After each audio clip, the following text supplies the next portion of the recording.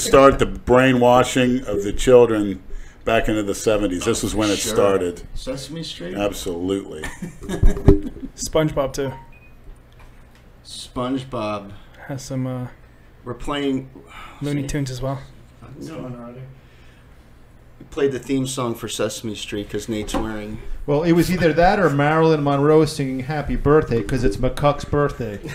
Happy birthday, Adam. And Adam, I told them earlier, and he said, isn't that for cookie cutters? I said, well, Adam's not a cookie cutter. He's a modern-day Winston Churchill. He goes where other people are afraid to go and then some. And I'm honored to be associated with him. Maybe you should sit over here so we can give you a hand job under the table. He's really stroking. Just curious, what makes you come here on your birthday and not be around family? I'm around them enough, so I see them every day. So well, good. There's actually other things I have to do down here. Actually, you're not a cookie cutter because you're doing things on your birthday where other people, oh, it's exclusively my birthday. Not mentioning any names here, but honestly, my birthday is just another day for me. I actually have other things to do down here. It's just another day. It's just another day. Another day. Every day is just another day. Yeah. Correct. But that's all right. We're all going to be so dead. You do what you want on your birthday. You got your wife trained. That's good. Exactly. I'm going there. She's going to hear this. She won't yell at you today. Tomorrow she'll give you shit for it, but today she'll be nice. And we have Nathan Figueroa. The beta cook, pinworm, tranny Nate with here. his little service animal. Nate, I have she's my fucking service animal. Yes, she is. I swear to God. She's actually in the motor. I swear to God. I just got her. You registered her, didn't you? Yeah, had to. I had to. Fucking shit. No, look, you don't understand. In the community that I am going to be at, it's no pet policy. The only way for me to bypass that is to make her an emotional support animal. Why do they have a no pet policy? I don't know, but I just bypassed it because. What if you got some fat 300-pound diabetic insulin-resistant bitch who smells and probably pisses and shits all over her floor, and that's okay? No, what? That's a good point. What are we talking about? I don't know. Here we go. Already, he's fucking lost. Anyways, the minute he steps in here, it's fucking IQ dropping. Just like working out with Jason, same thing. Lenny here? Me. You. Oh shit! See, I don't know what we're talking I about. have to notice the tone of your skin looks a little pasty. Who? You. Oh, it's because I was in Germany. What were you doing over there? It's cloudy as fuck. There's just it's overcast the whole doing time. Over there? It's cloudy. It's overcast every single day. I don't think we saw sun. Maybe we saw sun maybe two days. Did you see snow? Yeah, it snowed. Oh. Yeah, so what were you doing over there? Let the maniacs know. With my girlfriend? Yeah, what were your typically, how would you spend your normal days? Did you work? Of course. What did you do? Just uploading videos or stuff? Yeah, of course. And I did a few videos for a few restaurants out there. How is it different from Florida or the States? Europe? Yes. Or Germany? Germany specifically. It's a lot different. Just architecture. I mean, the language. Transportation, I'm sure. Everything, yeah, everything's just different. I mean, essentially it's the same, but it's different. Do they drive on the right-hand side? No, that's UK and UK, Australia. okay. Yeah, I went to London as well. So, yeah, and they drive on the opposite side of the road. I heard they got some good leather and fetish bars in London. Very good. I wouldn't know about that. Here we go. Yeah, I wouldn't Look it up online. Look, and you'll find out. But I did have some amazing pancakes and some amazing food in London. That was my first time. Pretty cool. Wasn't there for long enough though. Pancakes in London. Yeah, it's fucking awesome. I did a challenge there. I saw that. Did any of those London thugs and some come up in your face and say, "Hey, you slant-eyed gook. No. How about if I kick your ass after we eat my fish and chips?" Nobody does that shit. But some girl, there's this competitive eater chick that did the challenge with me. And it's like the challenge is like it was like 12 pancakes high. It's pretty big. It's about this tall. An English accent? And she destroyed me. So you're doing an English accent like Dale Chance. Yeah. Basically. Yeah, I got to work on Everything that. defaults back to Dale Chance. Yeah. Of course. Did you hear Dale Chance? Actually, my little Mikey told me that Dale Chance walked out of a gym and saying he's just paid Cornelius $5,000 to train him for the Ruby. $5,000? He's trolling you and Jay, you dumb shit. You really think he paid that? Yes. I think Lenny really believes this. Yes, he did. He's just as gullible He did as it Jason. before. He did it before. You got dumb 1 and dumb 2. You and Jason. But well, thank you. It's weird though, because you're like smart, but then you're dumb at the same time. Nate, who freed the slaves? Yeah, exactly. MLK, I believe. MLK is that? Incorrect. It's actually George Washington. Actually, there's a bunch of cookie cutters from up north. A bunch of wiggers, the original wiggers. Oh, Jesus. They wanted to stick their nose into Southern business. Do you ever hear stick to your own lane? You fucking Yankee prick. Stay in your lane. So Nate, Nate was going to come on right before he left. Oh, the tape. He texted me, said he had a bone to pick with you. Yeah, what the fuck is up with this tape shit? You had a what to pick with me? A bone. Is that a Freudian slip? No, it's a saying. It's like Freudian slip is almost like a saying for you now. And what is? What? Why would you show him? What are you talking about? What are we talking about? No, I'm talking about the tape. What are you talking about the tape? I saw some fucking hot oral sex that you were too fucked up to even remember that. I remember it. It's so weird. Honestly, it was simple. You were laying on your back.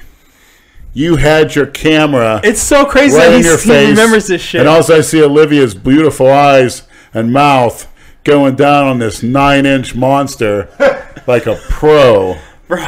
Yeah, the Mahoncino. Okay, first of all. So she said, what do you think about that, Lenny? I'm like, holy He definitely hell. was fucked up. I was impressed by your size. Olivia, that turned me on big time. The way she looks at you and how she goes down, phenomenal.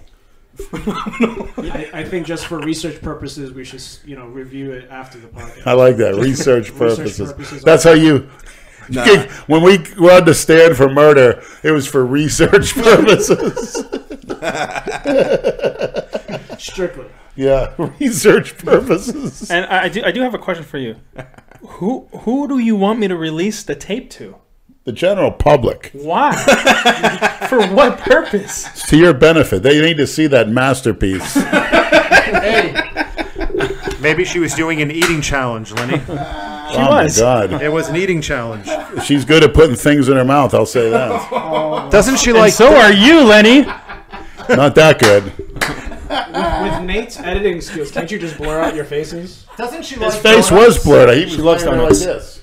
She loves donuts. So that's perfect. So have her put like 8 donuts on your dick. Yeah. How do you know we haven't done it already? What? How do you know we haven't done it already? I knew damn well he did it before. I knew damn well. Do you imagine the viral... It would point you guys to internet heaven. They get enough views. They don't need to do that shit. That's where the money's at. You can imagine with Nate's editing skills too. You could get the drone inside, slow motion. We have shit like that. Just go for it, man. We already have that. It's just not released to the public. And this Release is like the tapes, Nate. This is a going on meme on my channel. Like people that don't even know about like you guys, that they're really confused by the repetitive comment of the tape, and I've had to explain in the comment section a few times. I'm like, well, it goes back as far as a few years. And this guy Lenny, if you go back to my channel, you'll know him. We have this like crazy relationship, me and Lenny. Is that a Freudian slip? Aww.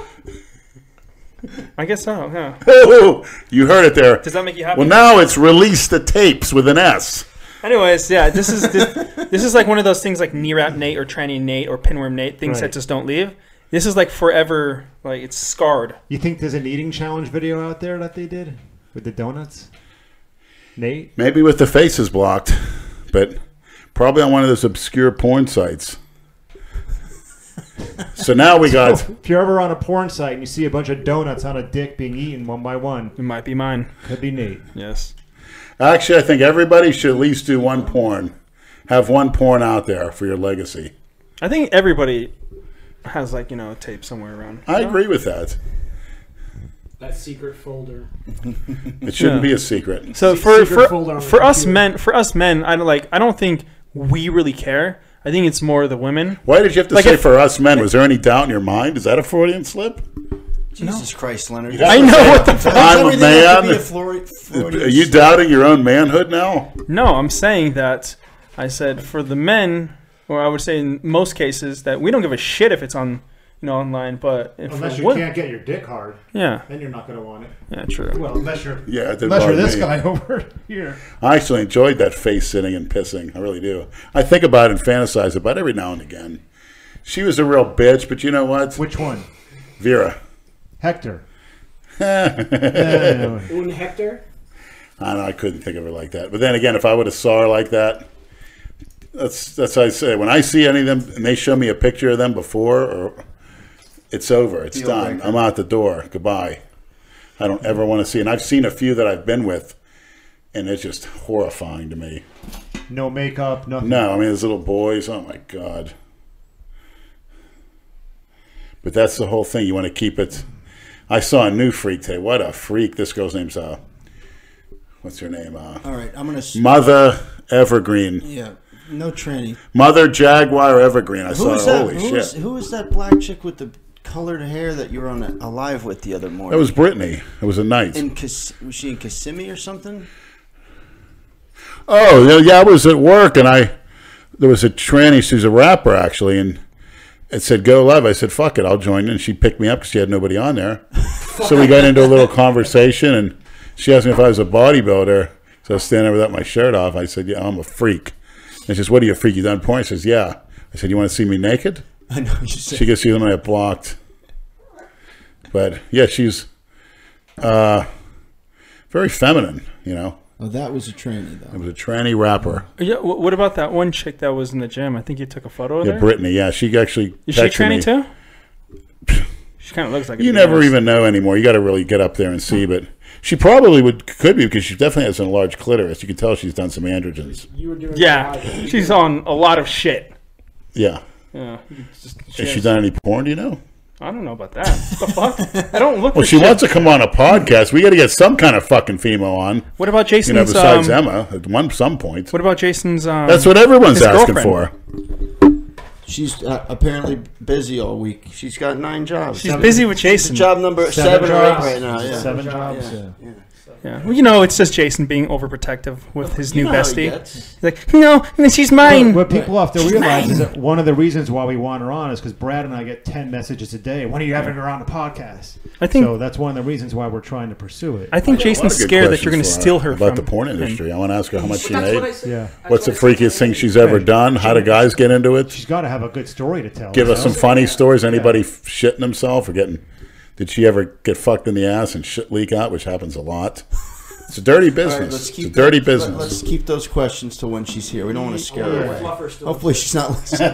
I'm sure she thinks that I'm sure that she probably knows you're going to ask some questions like that. I mean, a bunch of fucking guys. I messaged her and asked her if she'd come on. She said, yeah, sure, but I'm free after 7 all week or some shit. I'm like, okay, pick a night. We're pretty flexible. And then she messaged me back, Jason says it's not a good idea with one of those. Yeah, I get. I'm like, oh, really? Yeah. I said, well, it's not Jason's decision. Hey. She sees Kimbo. Kimbo. Have to put the dog out. I know. Kimbo's not afraid? No. You want to go in the car? Right? Yes. Want to go in the cage? Put her in the car. You know who says that? Yeah. You want to go in the cage? You want to go in the pot of boiling water? Nate, is that how you talk? Is that how you talk to Granny Figs? The same way? Is that how you talk to what? Is that how you talk to Granny Figs? The same way you talk? She can't be here. I'm gonna go outside real quick, okay? I'm gonna go put her. To do what? I'm gonna put her in the car. I mean, it's not. Make sure the windows are down. It's not hot out. Oh, it's nice temperature out there. Yeah, why don't you go in and shut the windows, Nate? So I slept in the car. When, in Vegas? I'm sure you did. That was probably a luxury for you. Probably sleep in an alley, a men's bathroom floor with urine. Probably drinking out of the toilets. You don't know if it's a water fountain or what. A bidet. A bidet. Have you ever seen a bidet, Leonard? Yeah. Unfortunately, I got squirted with one. Actually, I sat down on it when I was in the hospital. Oh, that's right. It went right up my ass. So you know what we were talking about before you got here, because you guys got here late. It was me, Adam, and Nate. Have you been following this Brittany Dawn situation, this fitness chick who's now just catching absolute hell online? I saw a clip that Cassidy posted of him he was dressed up like a redneck and he yelled at the girl. And then I see Bravo's and Jason orders 66ers, Bravo's jumping in. Well, I'm gonna let you want to give the backstory. I'm very curious. I saw it. I didn't really read into it. I'm gonna let Adam give the backstory, and then we can discuss it. But I know Bravo and probably every other YouTuber is putting out videos about her, and so here you go, Adam. Basically, the gist of it is she's just another online coach who's suckering classes above the stove countless people to buy her fitness online programs. And they're supposed to be individually set for each person that's buying it. She's just generically sending out one plan to everybody. And it's basically what it is. And when they get it, they're like, this is not individually set for my, who I am and my weight and whatever the case may be. And when they turn around and say, I want my money back, she blocks them, she ignores them, she deletes them. How much do they pay? The prices range for people. I just saw $200. I looked at the price before we started the podcast. So for 90 days, she charges $300. Yeah. For 30 days, she charges like $120. I think that's what it is. And people fall for this shit, and then she has a booty workout plan too for like $30. She just sends a plan. One size fits all. One size fits all. Yeah. So whether you're 300 pounds or 100 pounds. And how did people figure this out? How did they figure this out? Well, they weren't getting responses from her. So they were like, hey, this is not working for me. Your plan doesn't work for me. No, but how do they know that everybody had the same one? Were they comparing? Oh, if they go online, they could just find it. They start looking at all her Yelp reviews, which have been taken down, but you can find them. And Cassidy did the layup. So in Cassidy's video, he made so you can see all the stuff that's going on with her in the background, all her reviews or her negativity, all the stuff that's going on with her. So people are aware of before they actually saw the prank that he did. You could see what he's talking about. And why he did it. And his prank was, you stole $200 from my daughter, when it's actually the truth. That's actually happened. So she's getting a lot of shit now. And then I told Andrew before the podcast, I just reposted the video, and she instantly blocked me. Instantly. You deserve it. Yeah, because I'm hating. I'm just kidding. Get what deserved. I heard it happens quite frequently with online trainers. I'm sure there's tons out there that do the same. She's only getting a spotlight because of Cassidy. But then again, it's probably going to work even though you're not tailoring in the size of somebody. I mean, you really should, but especially their height and their goals. But, I mean, they're going to lose fat on it because it's probably a strict diet. So, but, But instantly, as soon as Cassidy confronted her, she pulled his goon out. Did you see the video? Yeah. On Instagram. I have not seen it, but now I'm curious. He's like, you have to leave. He posted 2 clips on Instagram that I saw. I didn't watch the YouTube shit, though. But she's getting a spotlight now, and she's going to get, trashed even more. But she's one out of many. Yeah. And people fall for this shit left and right. Well, my question is, if you feel like you were scammed or robbed, what recourse do you have? Chargeback. Sewer? I mean, what do you do? I guess a negative. May I please have my money internet. back? Yeah, right. Yeah, to start a lawsuit to sue somebody. I mean, what, a mass lawsuit? For $200. Or you just write a bad review and then it just kind of domino effects. 66 to fucking the problem all the social media. I think Jason already ordered. Yeah, he did. I saw that like 5 times, right? Semi paid him. Cali Aesthetic. I don't think there should be any money back guarantees on anything.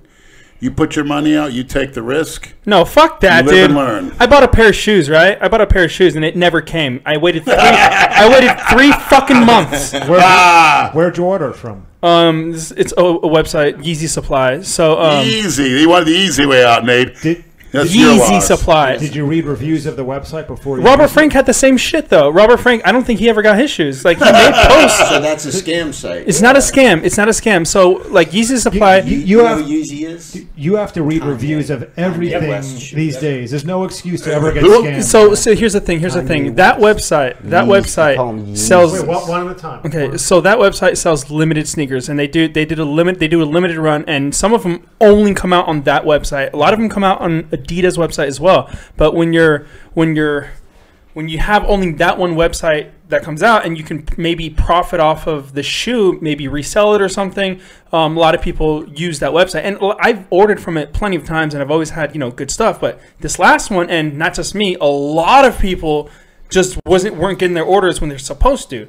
And for me, It took like I waited 3 months. Was Jason running the website? Maybe. Look, I waited 3 fucking months, and I was like, okay, fuck this. So they have no hotline number, they have no customer service number, they only have email, and the email is only it's electronic. So they give you some bullshit email response, and then maybe you'll get one. So what I did was I called my credit card company. I got a chargeback 3 months later, and then after they issued the chargeback, they emailed me, a real person, saying, hey, we saw that you had a chargeback. We apologize for the delay.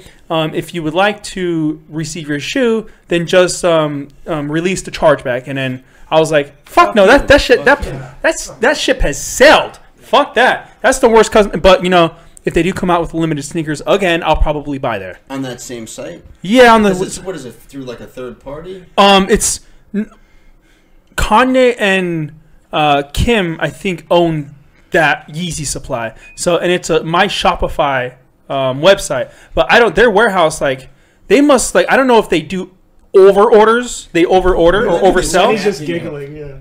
I don't know if they oversell or something, and like they just sell like thousands of sneakers and they don't have them yet, and then they make them. Maybe. So Kim and Conway prompted you to make this order. Who the hell are they? What? And another thing, you said the company said, we apologize. We'll send you your shoe. One shoe? What good's that going to do? And you continue to order. Well, it might do good for you once one of yours falls off, you fucking pig. That's true. With the gangrene, I'll be I only need one shoe. I saw that. What's going on with that? By the way, hold on. I don't think it's gangrene. My mother said it would smell and be painful. You have those little mints, right? Just ignore it. Lenny, would you like a mint? Because your breath is fucking gross. Bullshit. I can smell that. Like, what's it smell like? Here, take an Altoid right here. Bullshit. I'm not taking that poison. Please, take a fucking Altoid because your breath is the only thing I do with Altoids is eat it out of girls or trannies' asses. Well, just pretend this is a tranny's ass. Pretend it came out of a tranny's ass and stick this shit in your mouth. What's my mouth smell like there? It smells like fucking shit. Bullshit. Brad, you drove here, right? You had to have smelt that shit. Because like I can smell the fumes coming here, and I've smelt it. I had the windows down because I was farting, so I couldn't smell this breath. Oh yeah, it probably cancels the smell out. But please, just take this. No, thank you. I don't eat cookie cutter. It's the first time he's turning something down. He doesn't eat candy and that shit. It's not even candy. It's just no order from Kim and Conway and get back to us. I've never seen. And Lenny, I will keep on ordering. I've never seen Lenny chew a mint or chew a piece of gum ever. Do you brush your teeth? I'm gonna buy you a nice. Why brush my teeth? That's a brilliant question there. Do you floss? You have white teeth, yes. I'm not denying that fact. You're jealous. No, I'm not jealous. Your teeth are nice and white. Well, does gum... But I'm saying... Whiter than yours. More hygienic than yours. Because you use those fucking white strips. Does gum ruin your teeth? You're the I'm sure it does. Yeah, I mean, what are you doing? It's sugar. Well, check this. Sugar. Everything ruins your teeth. Right, but I'm saying... Eating ruins your teeth. What's the backstory on candy and... Well, a lot of foods are antibacterial, so they're actually good for your teeth. But like I said, you never want to go without, once you eat or drink something, without rinsing them off. What's your reasoning behind not chewing gum or mint? Well, I never was allowed to do it, so why start now? You know, never drank soda. No. And I'm the one that's 50 years old. Oh, your teeth are so nice. Your teeth are so nice. Well, I can thank dear old Dad for that. And white strips. He actually said apples were good for your teeth. We'd eat a lot of apples. And white strips. You use white strips? I do. Okay, there you go. That's probably is what is keeping your teeth white. You're so brilliant, Nate. Is this what you're bringing to the podcast? Ruin your enamel though on your teeth? No. The sugar, when it, what does sugar do? It the term for it. Come on, spit it out. It's what's very acidic, and that's what eats away at it. You know, the worst thing you do for your enamel is not to brush your teeth at night while you're sleeping. That's the worst. That'll rip your enamel right off you. You know, brush your teeth at night while you're sleeping. If you don't brush your teeth and you eat and you just go to bed with your teeth, kiss them goodbI. Oh, dude, I could never sleep like that. I have to floss and brush my teeth. A lot of slobs do. Yeah, Jason's one of them. I don't think he knows what a toothbrush is. His toothbrush is probably... He's too lazy to do anything. He's too lazy to do anything. He's probably too lazy to piss sometimes.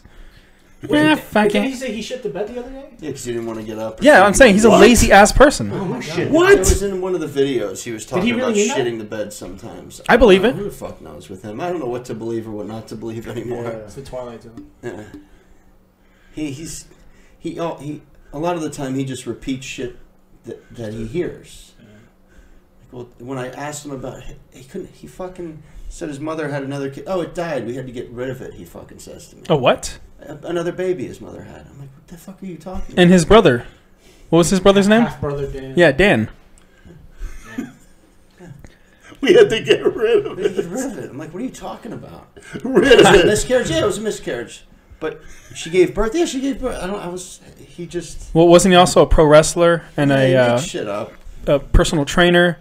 And what else? You know, like when you ask him Professional questions swimmer. and you're giving him like option answers, he just repeats one of them. Fortunately, I read that about New York in the sewer system. There's tons of aborted fetuses just go right down the toilet. Oh yeah, for sure. Find it all the time. sure. Dumpster and then the babies. rats are eating them when it comes out of the boiler. Dumpster and sewer babies. Yep. Thousands and thousands. Get the fuck out of here. Yes. I mean, I don't think it happens as much as it did back in the day. It still happens quite frequently. I haven't read any stories recently. I but, do. They cover it up a little Just drop a unit and throw it right in the trash. They didn't want it. bit. Yeah. When they say you could take it to a fire station, yeah, no questions asked. I highly doubt that. Oh shit. Well, I'm sure you could if you just leave it there and run. I'd Oh, take there's you to a cameras fire everywhere. station and run.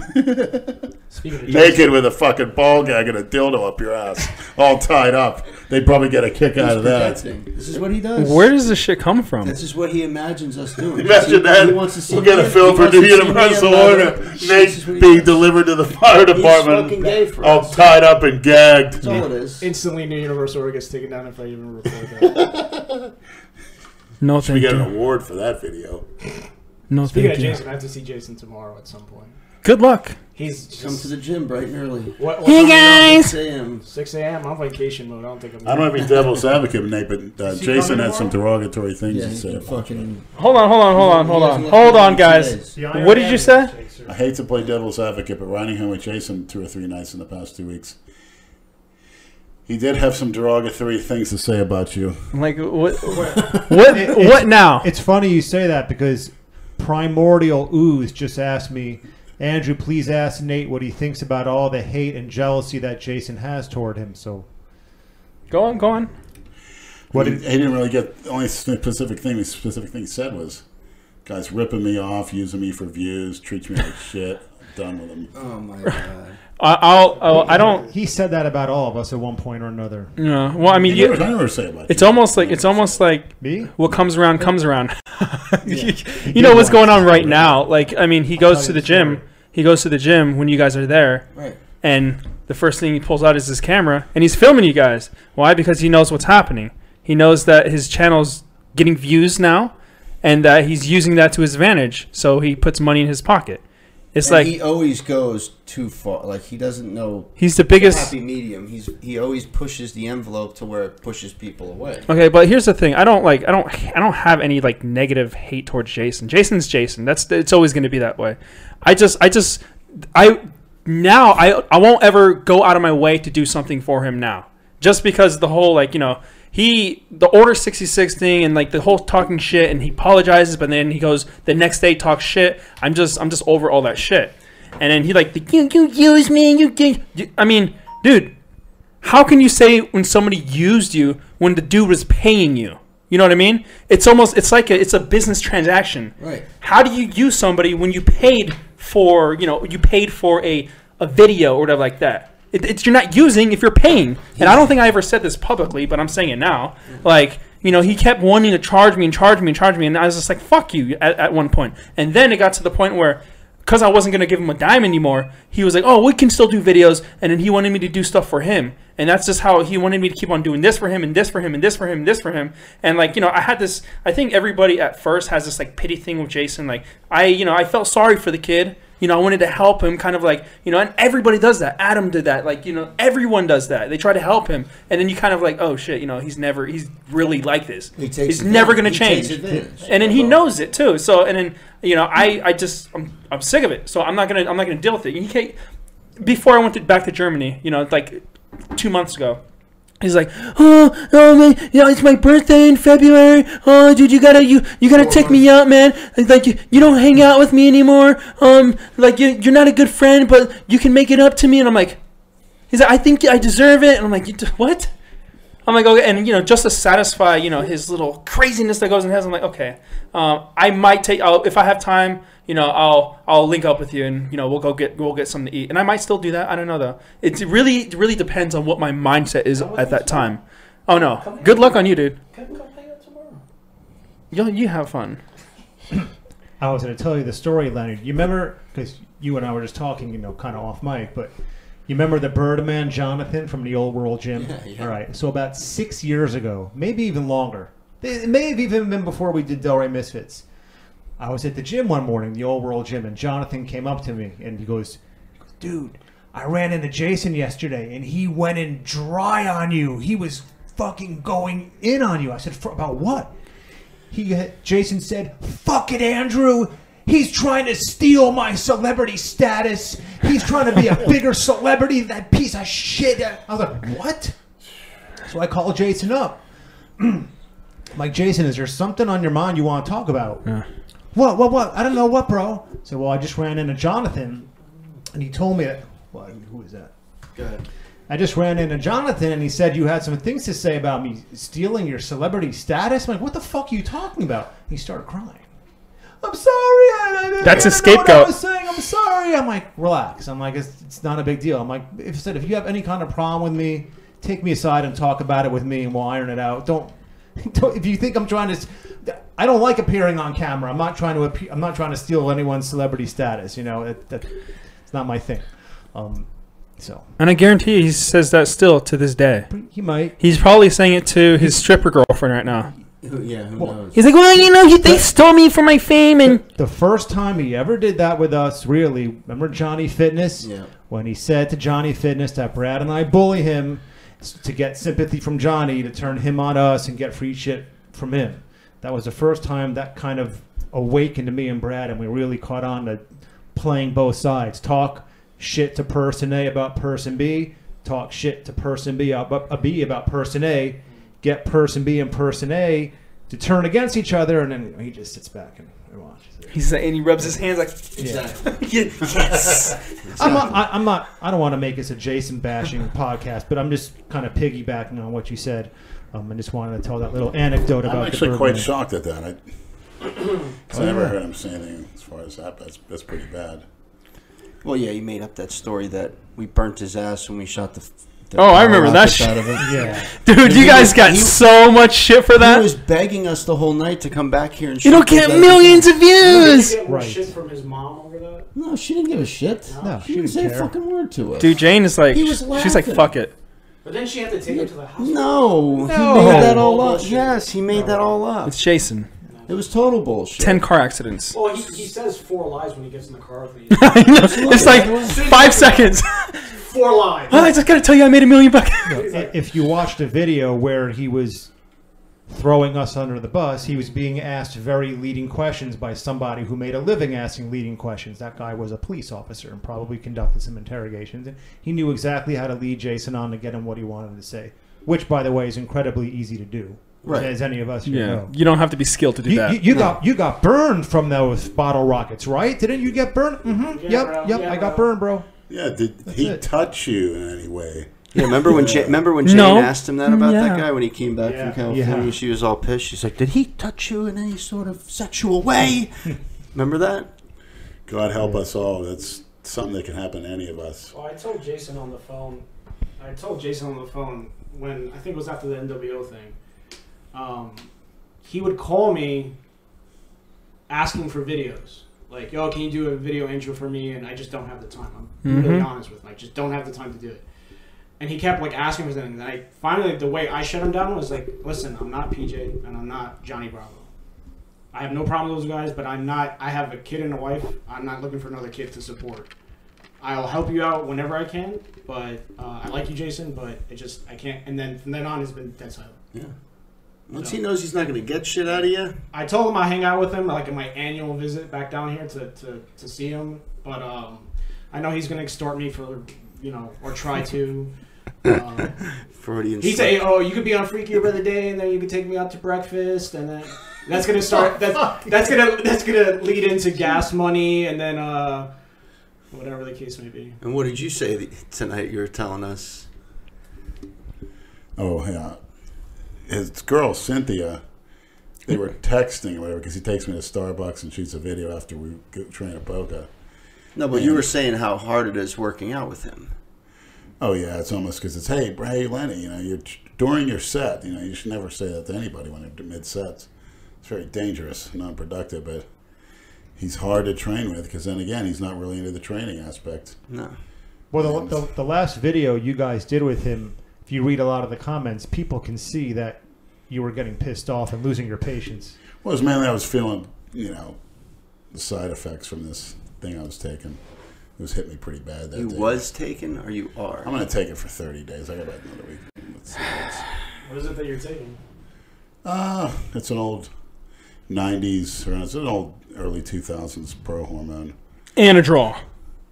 No, Anadrol, you actually feel a lot better. This is a strange show. I get very dry. And it's the first time you've taken it, though, right? Yeah, and I was drinking a gallon of water, half a gallon. Oh, shit, what's it called? I think I know what you're talking about. It was called Stacked back in the day. It I had don't know these two different compounds in it. It's got some liver cleaners in it, the milk thistle and acetyl L-cysteine, but it just gives you that weird feeling. I was drinking 6 or 7 gallons a day on the weekends. Hour and a half, I would piss every hour and a half, and then I'd have to drink a half gallon of water. Literally, I wasn't quenched until I drank a half gallon. My mouth, as we speak, is very, very dry. But I'm going to go through with it for 30 days. So you enjoy this shit? I don't enjoy it. He likes experimenting with everything. I like to see how much I can take. Lenny's body's a work of art. No, he takes anything. He tries everything. But before I forget, I got messaged a few questions for you, Lenny, during the week before we get to the other questions. Let's see. Would you mind asking Lenny what he recommends for mental toughness? I am tired of being a soft cookie cutter, and I need some advice from the world's toughest man. Go into a dangerous situation, or go into a situation which is physically and mentally uncomfortable. Go up to the hottest. Go try to run across the highway. You appreciate life real quick. That I wouldn't recommend. Hold on. Because that's not practical and applicable to everyday life. I'm saying, to start off, go into the gym, whatever store. You see a hot-looking woman, you walk right up to her. You don't mince words. You look her right in the eye and say, "You're gorgeous." And you can leave it at that. That helps. No matter what she says, it's a positive or negative. Me and Andrew Calori used to do that. If a girl turns you down, you take it out on that set. And she's in there, and she's watching you. So you're going to watch out of the corner of your eye when he got under 5 plates on a bench and banged it out. But then again, she could like it, and then what the hell, you get lucky. I mean, me and him were doing pretty good for ourselves. We were very hairy and sweaty guys who were considered obese. We did very well for ourselves once we started utilizing that concept. And also, go into a dangerous situation. Walk through a ghetto.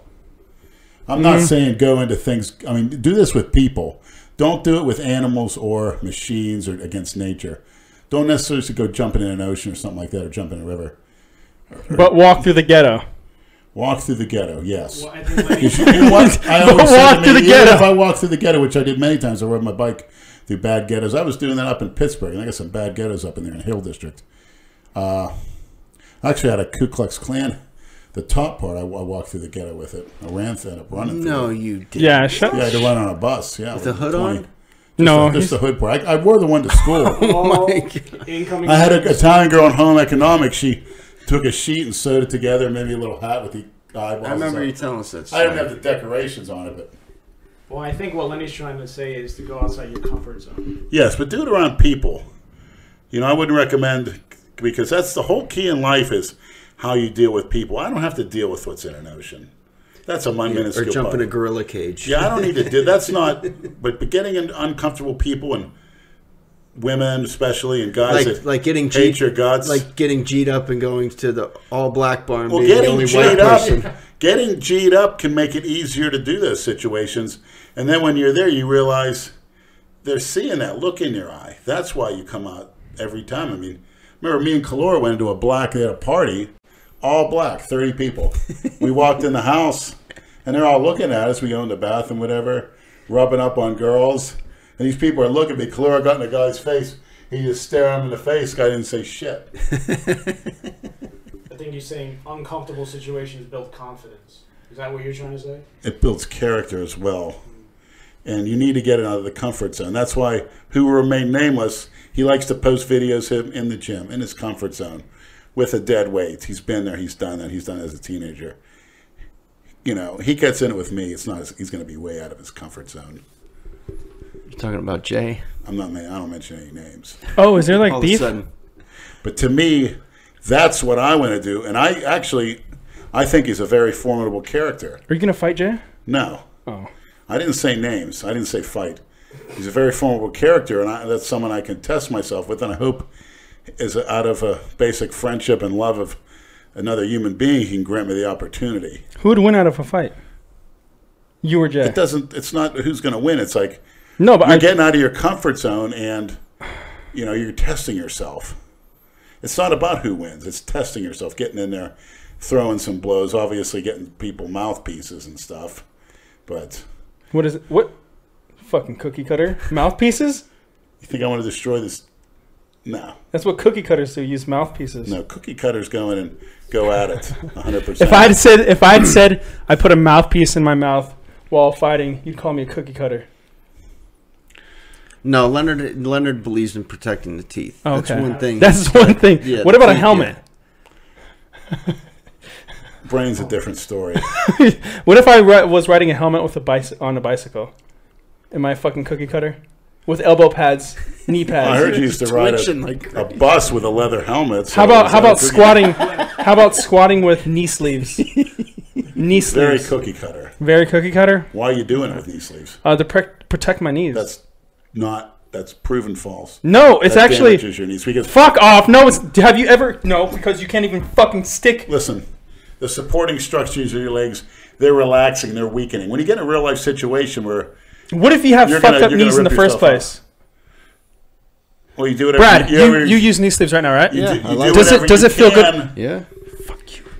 Fuck you, Lenny. What do the knee sleeves do? Do they add stability? Yeah. But it feels good on your knees. Like if you squat without knee sleeves, which I still do. I still squat without knee sleeves, but I use knee sleeves when I go heavier. It protects it makes my knees feel better after squatting. And I don't give a shit what you say. Well, Lenny's saying you want to build that muscle. When you're weakening, that's why you don't want to wear a belt. I don't wear belts. I haven't worn belts since World Gym days. You need to wear a chastity belt. He doesn't know what that is, Leonard. No, I know what it is, but it's like, how does this go 180? Like, because that's what he does. Yeah. And I'm sure you're in one now because Olivia has the key over in Germany. She has the key. Hey, Nate, I'm gonna save you right now. Okay, cool. Lenny, I have another. I'm coming to your rescue, Prince. Another question that was submitted for you that I don't want to forget because it was sent to me earlier in the week. What's his name? Andy wants me to ask you to comment on the following article. The title of the article is New Jersey Schools to be Required to Teach LGBT History. Now, 2 states are requiring schools to teach LGBT history as New Jersey joins California in adopting a law that makes schools teach about the LGBT movement. Jersey's Governor Phil Murphy made the promise when he ran for governor to promote equality for gay and transgender people, but signed the bill last week. The bill also includes teaching about people with disabilities and their historical roles. Anyway. Holy fuck. Very horrible. I mean, this is about as low as this country can get. There is no history. That stuff, and actually it's going to take away the thrill of it. That's something guys used to do. You know, whether right or wrong, I'm not here to judge, but they went and did their stuff, and what they call that on the down low. They got off doing that. Keep it where it belongs. Keep that stuff in the closet. Nobody needs to know. Nobody needs to see heterosexuals kissing on a bench because why? They're getting turned on having other people watch them. They kiss in front. They really shouldn't do that in public. unless there's a place with adults. You know, I enjoy getting myself off in front of other people, but you shouldn't be doing it around people that. Well, we're not talking about PDAs. We're talking about history. No, I'm just saying it's such a absurd statement. You don't need to. There's no history to it. That's what I was going to say. What is it? It's beyond belief. It's actually come to that, and they're teaching that. That just goes to show the total idiocy. They don't have a timeline when it started. They're like, oh, back in 1910, this is. And who gives a shit? Like, I don't understand. It started at the beginning of time. What is it they're actually teaching? Prostitution, perversion started at the beginning of time. I mean, every children in those countries. I mean, when they say you were a slave, when they say when Israel was slaves of Egypt, it's not what people think. Those Egyptians wanted to screw your 30-year-old daughter. Guess what? They did it. They did every single thing known to man. And the Roman Empire, every nation did that. Actually, the Israelites were the first ones, because in the Old Testament, they start having laws. Whoever has sexual relations with a beast, lays down with a beast, be put to death. They used to say, you know, if a man has a wet dream, he has to clean himself. You know, they're the ones that put those rules into law and started with the 10 Commandments. But these other, you know, the Egyptians, the worshiping 100 gods. Well, let me read more of the article. Maybe it'll shed a little more light. Yeah, I just find it so unbelievably absurd, I can't even address it. The governor believes that ensuring students learn about diverse histories will help build more tolerant communities and strengthen educational outcomes. Family members of gay and transgender children lauded the bill, saying, "This bill is so important for our young people. They need to see examples of themselves in history being taught and in classes they are going to each day. We know representation matters." By learning about LGBTQ people who have made amazing contributions to their country, like what? They are seeing possibilities for themselves and hope for the future. Well, now the kids will know and you won't. What it does is cause such tension. Once they start teaching black history, white people get sick of that shit. You're trying to get people more rights than other people. I actually had a question for Lenny about that. It's just so absurd. And I bet you a person was a Democrat, and who in the hell would vote for that? He needs to be voted out of office so fast. What's that? Proceed. Good. Pardon me? Proceed. What'd you say, pussy? I said proceed. Is that a Freudian slip? Maybe. It's just too absurd for me to even address. When people... How do we get to this level? What about some basic education? What about some physics? How about I don't see it. I don't really... Why do you need to spend tax dollars wasting time and having a nation where, you know, the Chinese or the Indian students, which was considered third world countries not too long ago, much more technologically advanced, when they're teaching shit like that, just like when they started putting a condom on a cucumber. Remember that thing 15 years ago? They were doing that in schools? If I was a parent or even a taxpayer, I would come in there. Jason Genova joke. Yeah, I would be enraged. Jason takes the cucumbers raw. Total idiocy, and that's just scary. That's what scares everybody. I think there's some stuff like standard shit that should be taught in school, and then the extra stuff they should just say, you know, if you want to explore it, when you go home, you have Google. Right. Everybody's got a fucking computer. Yeah, you know, research it a little bit. Make it an elective, right? That you can. I don't think it has any business whatsoever. Just like there's porn studies and this and that. What the hell is this world coming to? But you can find out anything you want. Exactly. I mean, it's just their agenda. It's got to be stopped. I don't agree with it. Use it for what it is. I do not. People think I'm going to go to one of those parades. I'll go to one to laugh at it. You definitely want to go to one. Yeah, if there's hot trannies there, I'll go just for that. But I'm not going to go. We should making a political statement for that garbage. It was actually a question I actually had for Lenny that I've been waiting to actually ask. I'm sorry. No, you don't have to apologize. Mr. Winston Churchill, you take precedence over the other questions. Stop that shit. We need to get you the outfit, the top hat. Lenny should have done that in Vegas. Go to England, you'd go on Downing Street there.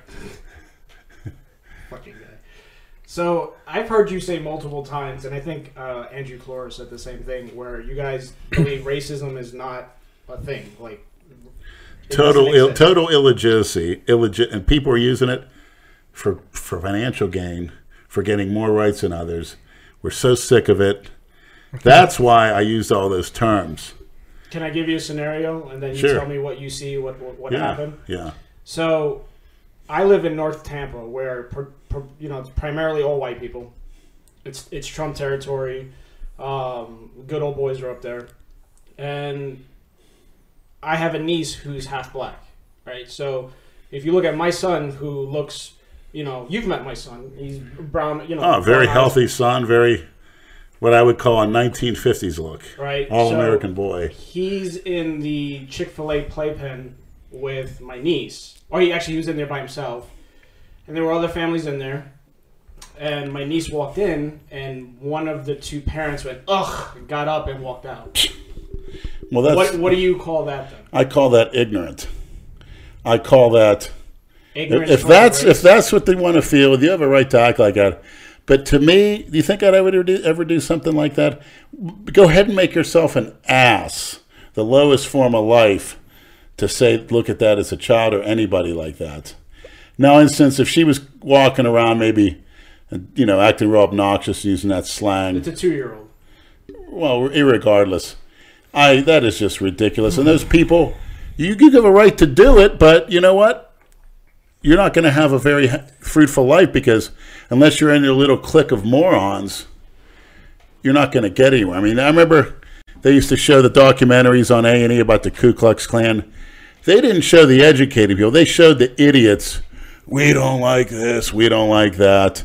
There's an agenda. They want the average person to think. Media manipulation. Yeah, that's what these Ku Klux Klan is, when in fact the Ku Klux Klan was similar to, say, the Kiwanis Club or something. They wanted to keep their values in line, and anybody or anything that infringed on it, they took action, and probably in a good way. I mean, you had people where they're basically, I don't agree with it, but convicted of certain crimes, and there wasn't this, you're going to jail. No, you're going to get your ass kicked, and then you're going to get lit on fire, hung. That was called Southern justice, and they did it to more whites and blacks. I actually confronted the woman too, and I said, "Is there a problem?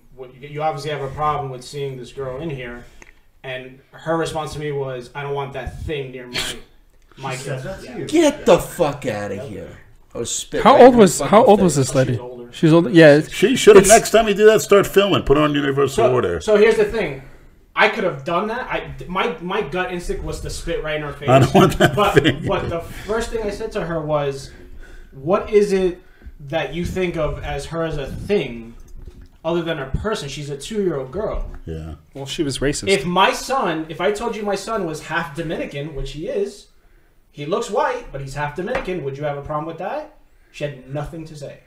Oh, did you actually say that? Yeah. But you know what, Adam? I wouldn't use the term racist. I would use that term almost human filth. Pure human filth. Well, her mother was about to fight her, which would have been, ghetto fight. It's not even worth it. That's just... It's not, but pure. I like to confront them over. But I think you did the right thing. You know what? Put them out. You know what? Maybe you're going to change their mind. She's going to think, wait a minute. It's going to slowly. It's going to think, why am I saying that? You know what's even better? If you didn't even say anything. I don't know about that. I think I can't. I'm saying, imagine shit like that slide. I feel like with some certain things, like, I mean, don't say anything. It's like, oh, you just say that. But I feel like with certain things, when you don't say stuff, like, I know that's like something that you'd probably want to say, something you want to beat somebody's ass over. But I feel like sometimes if you just don't say anything, it just pisses them off even more. Nate, I hate to say it, and I'm sure you're used to it. I bet you many times you've been in public places and people came up, oh, gosh. I don't want that thing in here. What? But he's doing this food challenge. I don't want that. No. How about this, maniacs? I want to see the comments. I don't want that thing on the podcast. Sorry, Nate. That was the layup. Sorry, Nate. Yeah, sorry. And I look at the kids too, and I had a woman criticize me for this. I'm taking my own advice and not saying anything. How'd you like to be a kid? You had two parents, one black. They procreated you, And just because of that, you're going to be looked down on and called filth. Just like in Africa. Who gives a fuck? We live in the land. We live in the best time ever. Let that fucking kid be sad. No, we don't. It's not the best time ever. It is the best time. We have dude, we live in the best time ever. We technology. We have computers. The 50s were the best time ever. You had good cars. You had good women. You had good food. Without the chemicals. The 50s were different. You had kids. You didn't have to lock the doors in my hometown. You had kids playing ball and playing sports. He's Asian. Going he likes to the beach. You also couldn't do shit back then. Expect? I'm saying you have so much opportunity today. You know what I mean? I don't know, dude. No, you don't. You really don't. You have more. We have more freedoms taken away in the last 20 years. Yeah, it's horrible. Yeah, we have too much opportunity now. Opportunity has become a mirror image of other things that it shouldn't be. Right? Let me say this, Adam. If this girl was a big black girl, 6 foot tall, 180 pounds, I goddamn guarantee you some old lady wouldn't come up and call her a thing. She'd be scared to death. Of course not. That's pure human filth. But what going back to my question is, you see that as pure ignorance over racism. Yes, it's just racism doesn't exist. There's ignorance. No, there's no such thing as racism. That term needs to be thrown. I think some people get a charge out of it. I think so too. But I don't like that term. I don't. It's used too much. People think you should actually be executed for racism. That's some kids actually believe that that's the worst crime you could commit today. And it's, of course, they judge it. I guarantee you, everyone in this room has been called that to their face or behind their back. I was yesterday. For what? But it was as a joke, though, because I had said, who's here from New York? You're here from New York. Remember bottle rockets? Of course. Remember when you used to cut off the stick, what you used to call them? Nigger chasers? No, I never. I'm not the only one from New York that's ever done that. It was down here too. I heard that term. Yeah, it's you cut off the somebody's offended by that. You light it and it goes crazy, and they call them nigger chasers. You can't say that. You can't. Who said? Just that's what they call them. And well, you know what gets me about that statement? How come when a cop or something say if you can't say something, people laugh at it, but they say you can't say it because some fucking porch monkey said it? Some rapper said you couldn't say that? Or those white kiss asses that ask black people, is it okay if I say it? Which I heard a white girl say it to a bunch of blacks one time. I was vomited. Is it okay for me to say that? It's like, what the fuck are you asking them for? why asking permission? Yeah, what the fuck? Why? I'll do it on film. If you want me to do videos where I go around and say nigger in front of blacks and see what they say. You're going to get your ass beat real quick. I'm not going to call them that, but yeah, you're going to get your ass beat really quick. I'm going to get my ass beat really quick. By who? People that don't tolerate shit. People, yeah. Be like Bruce Willis in Die Hard. Was it Die Hard? Yeah. Exactly what I was thinking of. In Harlem. Did you see that? He held the sign. He's with Samuel L. Jackson, and they made him put a sign on himself that says, "I hate niggers," and they put him in Harlem. And what happened to him? He got his ass beat. Well, he was about to until Samuel L. Jackson bailed him out. Yeah. Well, you only a bottle cracked over. How long do you think? It's a movie. But how long do you think Lenny would survive? Don't give me that. Nobody has a right. And they actually think they have a legal right to do that. But assault someone. People are angry today. People are angry today. I feel like gives people. These mysterious people. People, me, you, Brad, Andrew. Angry about what? Like, what do you want? What do you want me to say? Do you want me to segregate people? Just people in general. Anybody that has that type of, like I said, angry sticks and people stones can break your bones, but names can't hurt you. If somebody gets offended by that. They need some education, and they're subhuman, and they're a coward, and they're a weakling, and they're not going to do anything unless they're heavily numbered, as far as that goes. And this world is full of those people that you just described. Well, that's what cookie cutters are, yeah. Exactly. And what do I preach about cookie cutters? And you're saying who? And I'm saying the people that you're describing are those people. Exactly. What are we talking about? I'm just saying it's just enough is enough of that stuff, those terms and getting offended. So let me tell you, we live in a very offended society. Well, the new witch hunt now in this country is anyone who at any point in time has ever worn a Halloween costume or anything blackface in blackface. Yeah. Oh, okay. I didn't know. That's the new thing that's going on now. If you're a politician, if you're a celebrity. If you fucking in 1972 went to a Halloween party and you put a little makeup on your face to make yourself look like Diana Ross or Michael Jackson, or that's it, you're done. Is this a real thing? Oh yeah. What in the hell is that all about? You know what I'm talking about. What's going on in the sensitive ass people. That's media intimidation. With that's dick in their illegal. ass. God forbid you're a celebrity and there's some photograph of you out there that's 30 years old. Good luck to you. If it surfaces, you're done. Well, it's like Kevin Hart. You like can never be a politician. It's like the Kevin Hart thing. You know, he had like this incident 10 fucking years ago. The Twitter stuff. The fucking 10 years ago. Right. What did he say? He said that something about he didn't want his child being gay, and if he's like he had slapped him or something like that. But and he apologized for it. Is there something wrong with that statement? A number of times. Well, people offended ass people, and that's their job. this is 10 years ago, and people, and you know, they made it a big deal, and he was supposed to host the Oscars, and like these people just like it's crazy, like the sensitive ass people. Like, what do you want from a fucking person like that's already apologized a handful of times? Like, how many times can this person apologize? He hasn't done this in 10 years. He's changed. It's like, what the fuck do you want from this person? Correct me if I'm wrong. Isn't he a fucking comedian? Yes, and all comedians... Why are comedians apologizing for jokes? That's their fucking job. Comedians say some grimy ass shit, but you don't go to a comedian show thinking that he's not, he's going to be like some really nice like comedy show. He's not going to say anything offensive. He's going to say some offensive ass shit. Not all of them. Some of them are clean. But whatever. Like... But if you go to a comedy show, you know the person you're listening to. Go ahead, Lenny. What's up with that feminine voice? Is that a Freudian slip?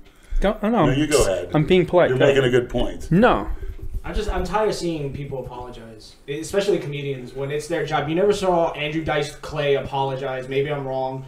You have all these comedians apologizing for jokes that come up from years ago that it's because of what's going on today. I have a question for the group. Has there ever been an incident where a comedian or what have you has said something that was criticized about, and when they told him about it, he says, "You heard what I said. I don't give a fuck." I feel like Bill Burr. I feel like Bill Burr would say some shit like that. Joey Diaz has too. Well, Brad and I have always talked about. We call it the Don Imus effect. You remember when Don Imus had that incident where he made a nappy-headed hose, right? A tasteless joke where he called the women's basketball. He called the women's basketball team a bunch of nappy-headed hoes.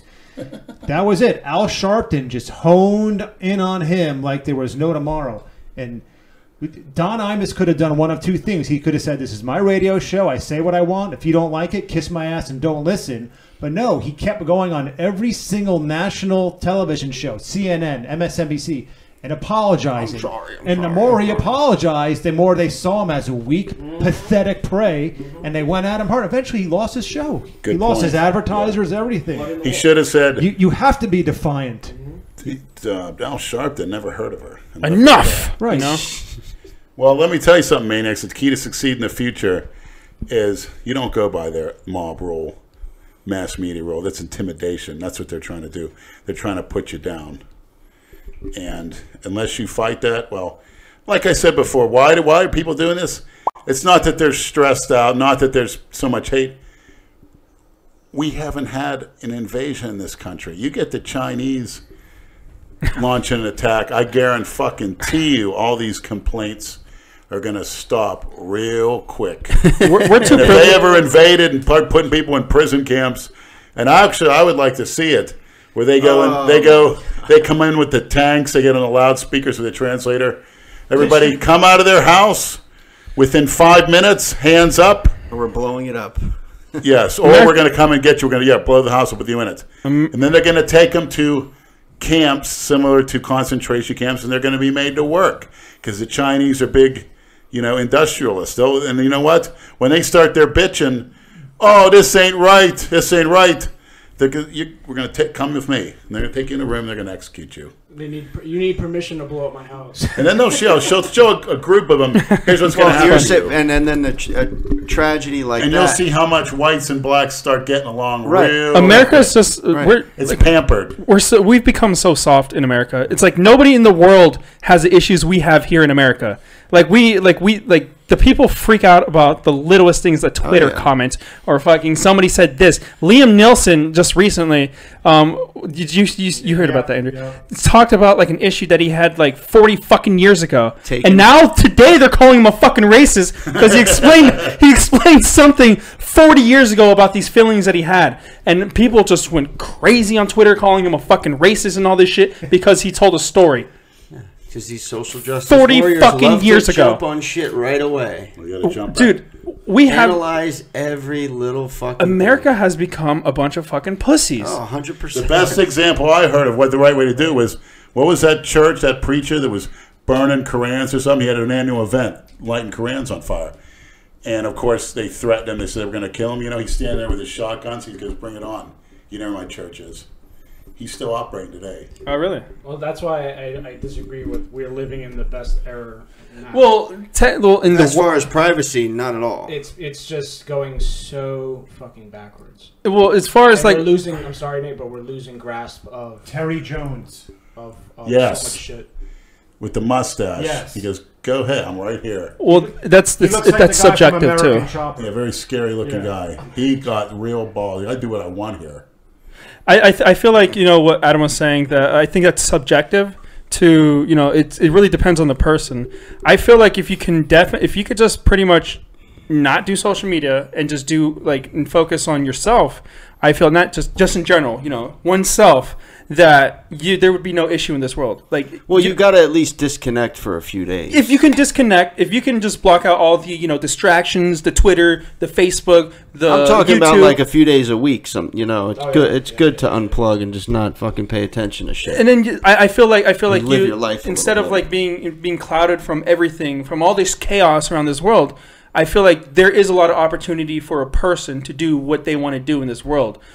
And I feel like because people get so caught up in this person's life or this person's life or this person's life or what's going on, you know, on YouTube or what's going on Instagram, then maybe they feel that, okay, this place is just fucking crazy. Like we have a bunch of, you know, pussies over here and pussies over there and blah, blah, blah, blah, blah. Does that make sense? I feel like that makes sense. It does. But I would ask a group question. I think the best terrorist attack in this country is somehow shut down the internet. You see people freak out. Oh, yeah. People would freak out. Businesses would freak out. It would shut down social media stars. Completely. The whole entire world would shut down on a level that nobody... I think they're working on that. That may be the downfall. We know, a little bit about that when we get the hurricanes that knock out the power. Remember, a couple times it knocked out the power for a week. You don't have any power. You're like... You know, imagine if an EMP went off and the whole world was out of internet for a week. You know, you may be giving people ideas as we speak, but it's going to happen. I can imagine they already have this idea. Yep. Go without power for a week and see how you feel. When that power comes back on, I cry. Take for granted all the shit that, you know. I think Brad, myself, Lenny. Nate, how old are you? I'm 31. 31? How old are you? 38. Okay, so I think we all remember what life was like before cell phones and the internet. Oh, yes. Existed, high school, right? Oh, yeah. We all got along just fine. Oh, yeah. I played outside. I got my first cell phone when I was 20. Well, I had my first cell phone when I was 18. Sprint flip phone. Yeah. Yeah, my first cell phone was it was a flip phone as well from Verizon, and I paid, I think, like $150 fucking a month for that stupid ass flip phone. My first phone in my life was 7 years ago, flip phone. I only had an internet phone for less than a year. The internet was so terrible. Like when the internet was introduced to cell phones, it was so bad to actually use the web. When the first iPhone came out, it was just... It was terrible, right? I remember when Facebook, like the app Facebook, MySpace, the app MySpace was on cell phones. Like to navigate around it was like it would take, like we're so... Not only spoiled that, with when this you first shit. Had the cell phone calling long distance and shit. Oh yeah. When I went back now they're calling. They call us from all over the fucking world via apps. And video or texting. Like when texting was new, you had to like push a number 3 times. Yeah. To spell shit. When I went back to New York, they have Wi-Fi now on the subway platforms. blew my fucking mind. Really? Because down in Rockefeller Center, you're down there, you couldn't get a fucking phone call. Now you could do anything online. That's surprising it took so long, though. I mean, technologically, we have... I can't fucking speak. Technology. We have advanced, but because we've...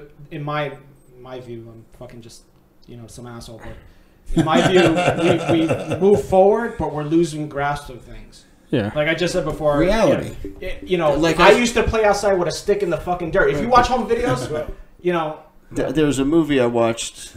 It was like last week. I'd seen it before. Ready Player One. It's a newer. Oh, that's a good movie. Steven Spielberg. Yeah, it's a good movie. Goggles in the future. That's all people do, or just on the fucking thing. Yeah. It's a good movie. I liked it. You can see that happening too.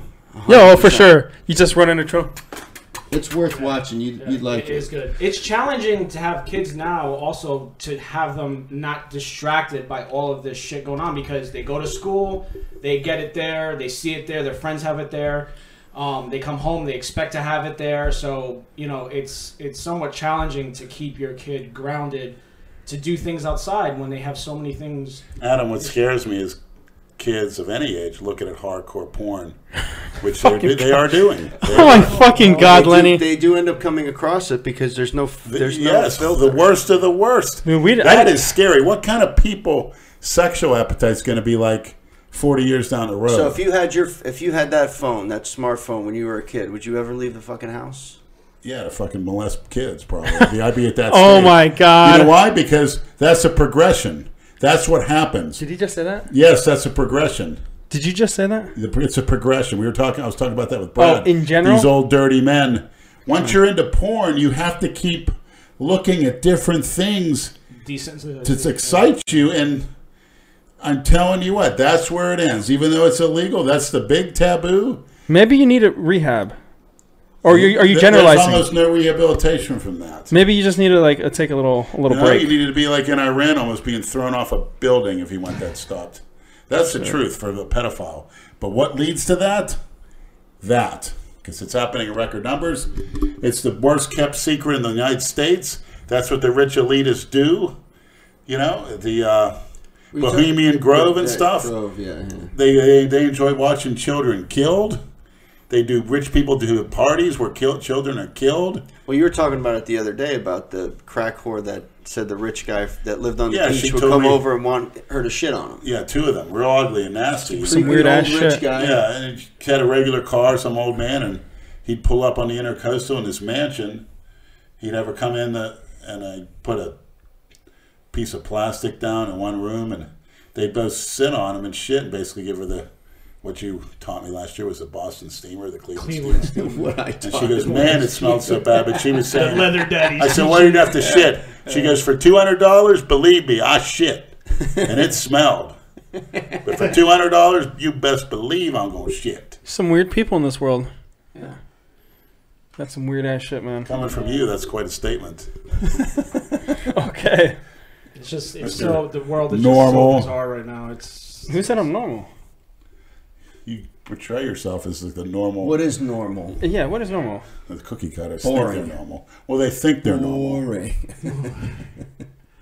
Lenny actually comforted me that time when I had an issue with my kid at school. Speaking about kids in school, that was beyond belief. And I spoke to Lenny after it happened because tell that story. I was fucking texting me that too. I was irate. So I was at work and I got a call from my kid's school that he had kissed a girl on her cheek, and they wanted me to come up and not only pick him up, but speak to the counselor, the teacher, and the principal in a meeting.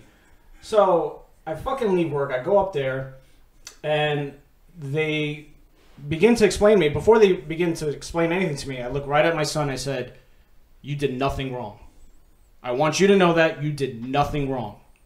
He immediately starts to cry because he doesn't know what the fuck is going on, right? Then I asked him what happened, and they explained to me what happened. They were hugging, and he gave her a kiss on the cheek. I understand that today's age, that in schools they don't want that. You can't do any of that. They should have put him on that Gillette commercial. Right. So I said my piece to them. They didn't like what I had to say. It had some profanity in it. My wife was there. She asked me, she said, if you need to go outside before it escalates. I said, no, I'm not going anywhere. I'm defending my son who doesn't have a voice in this. I'm not going to stand for it. How old's your son? 5. So it gets better. Harmless. So it's completely harmless, and that's the way he greets anybody. When he met Lenny, I think he gave you a hug. Like, he walks up, he hugs people. That's how he is. So after that all boiled down, it was about a week or two after that, I find out that there's another kid in the school that's been kissing my son on the lips. Not a peep. From the teacher, the counselor, the principal. Kid, is it a boy or a girl? It's a boy. Another boy's been kissing. What? Yeah. Oh, shit. Kissing my son on the lips.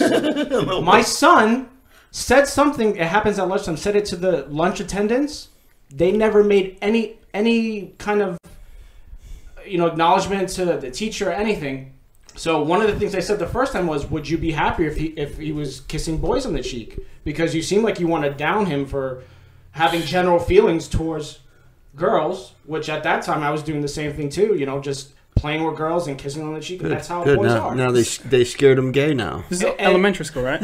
Yeah. Okay. It's Instead of scared school. straight, now he's scared gay. Right. So when I went up there the second time, when I picked him up, I made a huge stink about it. I said, listen, you guys made a huge deal that he's kissing a girl on the cheek. I find out that some fucking other kid's been kissing my son on the lips. Did your son kiss him back? That's no, the question. he actually did what I taught him and gave him a fucking forearm in his face. Because I taught him that nobody's allowed to touch him or kiss him or anything. And he did what I told him to do. And we're still, I'm talking still to school about it, but it's just, when you're put in that situation, like, it's like reality fucking comes so quick. That this is what's going on. That they want to hate or give me shit or give my kid shit for an innocent peck on the cheek, but they're okay with a fucking another kid. And I told the principal this has been going on, and they pretend like they didn't know what's going, like that none of it's going on. It's fucked up. The lunch attendant supposedly knew. The fucking other people knew, but nobody wanted to say anything. It's no surprise at all, sick as it sounds. That's my rant. You know what this reminds me of? When I was in elementary school, I had this little Transformers toy. It was like a Beast Wars toy, right? A transsexual toy? A Transformer toy. It's like a action figure. It turns into like a robot, and then it turns into like a dinosaur. But cool. I took it to me with school. I took it with me to school in elementary school, right? Where'd you stick it? Well, I was playing with it on my desk. Should be studying your mathematics. Hey, fuck off right now, okay? He just wants to tell his story. And then I'm playing with my, I'm in class, and then my teacher sees me, and she takes my fucking toy away, right? And then she's like, and she took it away, and she said I wasn't gonna get it back. And I, after school, after school, I went to my teacher, and I was crying because I really wanted this. Like, I was fucking like 3rd grade or 2nd grade. I was crying, and I was like, "Can I have my?" And she wouldn't give it back, and I kept crying and crying and crying. And she finally gave it back. But I'm thinking about it now. I'm like, this fucking bitch. She takes my fucking toy, and she waits until I start fucking crying, and then she gives it to me. Dude, I should find that bitch now and choke her the fuck out. I wouldn't do that, but seriously, I think about it now. I'm like, how can like a teacher do that to like a fucking second or 3rd grader doing your schoolwork? I had Catholic. Dude, we're fucking in elementary school. Who actually does schoolwork in elementary school? On a chalkboard. I remember the tears going down the chalk on a chalkboard. But you know what? I graduated in elementary college. School. Where? Broward. You did? I didn't know that. Congratulations. Yeah, that's quite an educational feat to graduate from Broward Community. I don't know. Fuck, it was cheap. It's cheaper than going to FAU. I wasn't about to pay. Cheap? You don't even have to fucking have a brain to graduate from that school. FAU? Probably. But definitely BCC. Okay. Maybe you're right. I don't know. But yeah, I got my degree, so I'm cool with that. Nate's like book smart, but he's like a fucking airhead. Book smart? What was he when learning about the American history? I got MLK freed the slaves, dude. Cameras and math, whatever. I got a long question for you, Lenny. Yeah, math is fun. Yeah. This was sent to me by no_1865 on Instagram. Andrew, I'd like to hear Lenny's opinion on something that involves porn addiction. There is something large internet There is a large, let me start this again. There is a somewhat large internet subculture called NoFap, and over the years, it has gained a decent following. The idea of NoFap is based around quitting porn and stopping masturbation. NoFappers claim that porn addiction is one of the worst things to happen to young men. They claim that too much porn and jerking off is responsible for social anxiety, brain fog, low sex drive, teenage erectile dysfunction, etc. They also claim that watching too much porn is the reason why so many people are into weird shit like trannies. They always look for the next best high. Quitting porn and defeating its addictive traits is said to have cured a low sex drive, social anxiety, and in some cases made the NoFapper happier and more sexually active. So my question is, does Lenny, a reformed porn addict, think that this NoFap stuff is, you know what NoFap means, right? Yeah, okay. No jerking. Right. Do you think that this NoFap stuff is legit, or is it just some made-up pseudoscience bullshit? It's definitely worth a try if you're having addictions, if you have to recognize addictions. But even if you don't recognize it, porn definitely is, that's proven to stimulate the same brain receptors as heroin as far as pleasure. And you do get desensitized, and you keep going to more extreme things. And actually, trannies are probably the least down the list of the extremes on porn these days. It's but as far as NoFapping, good luck. Good luck, that's all I can say. Getting a wife, good luck. Because once you're into porn, you get tired of that girl real quick. Nobody can stay, I mean, even me, you know, in my history with street hookers and such, it was always, if even I had a good experience with one, the girl would be perplexed as to why I drive past her and go to the new one. It's a different experience. What kind of freak's going to be out there, you know? And then went up to West Palm and discovered trannies. But, you know, even them can get boring, because if they were that exciting to me, I'd be going up to West Palm quite frequently. And believe me, that's pretty much stopped. The whole Dixie Highway experience, was that about sexual gratification, or was that about the high of going out there and there's danger involved? What would you say the ratio was? Pure danger, physical, as well as the excitement of these exceptionally good, dolled up freaks coming out of those alleys. It'd be a dark alley. First of all, most of them would park their cars around there because where it wasn't the ghetto, they live in the, you know, Tamara and stuff, but they get all dolled up. And then mostly times, it's sad to say, they wouldn't come out till 2 in the morning. And from 2 to 5 before the sun comes up, sometimes it'd be 20 or 30. And I could imagine there's a lot now because of the closing of Backpage. But yeah, it was always like, what the fuck? You look at them and stuff, they'd flash you. And that's where the crack whores, they'd come out all nasty. They didn't give a fuck. But those trannies, you got to get dolled up to be a tranny. And yeah, it was, matter of fact, the first time I did it, I found I was a tranny. I wanted to kill myself. And then I would just cruise. I would just go up there sightseeing. Up north? No, it was in West Palm. I saw the trannies in Pittsburgh. I didn't do anything with them, but I was just blown away when somebody told me those were girls. I said, no way. This was when I was a teenager. But how long have you been into trannies? First, well, as soon as I saw those, early I went into downtown Pittsburgh at 18 or 17. I was with my grandmother. We used to get on the bus and panhandle all day. They're pretty generous, and this is the 80s, high economy. We would just go up to be with groups of other kids and, hey, got an extra quarter I could borrow? People could stick in their hand, throw it in, and make like 60, 70 bucks a piece, where we had enough money to go get a nice dinner. And then we would get a package deal. We'd get a tranny, take her back in the back alley and stuff, and do her whatever. You dirty fucking So you started when you were 17? Yeah, but not the trannies, the black girls. We'd actually go in the Hill District, which is unheard of for a white person. And who's we? Me and these two other guys. They were mixed breed kids. Yeah. So when did you get into trannies then? Well, I came to Florida. So casually. And I kind of came across another tranny magazine. I was like, fuck, I'm getting a hard. It's making me. And I really wanted to kill myself. I felt like a real piece of garbage. I was probably like 21, 20. And then when I got my brother's car, you know, I was, 2 kids from work, 2 black kids showed me where all the crack whores were in Delray and Boynton. And I started picking them up. And then I remember asking someone in West Palm, I went to an adult bookstore, I said, where's all the hookers at? You might try Dixie Highway. Which there were girls up there, but there was also trannies. And I'm thinking, fuck. I'm like, they're really good looking up here. You know, dolled up with the heels and stuff. When you you said you wanted to kill yourself. What'd you do to get out of that? Just dive more into it? At what age? At what age were you into trannies? I'd sort of go back to the girls, but then, well, the trannies, they were older than me at the time. The first time I was doing it, I was 22 years old. Oh, so that's when you got into them. 22?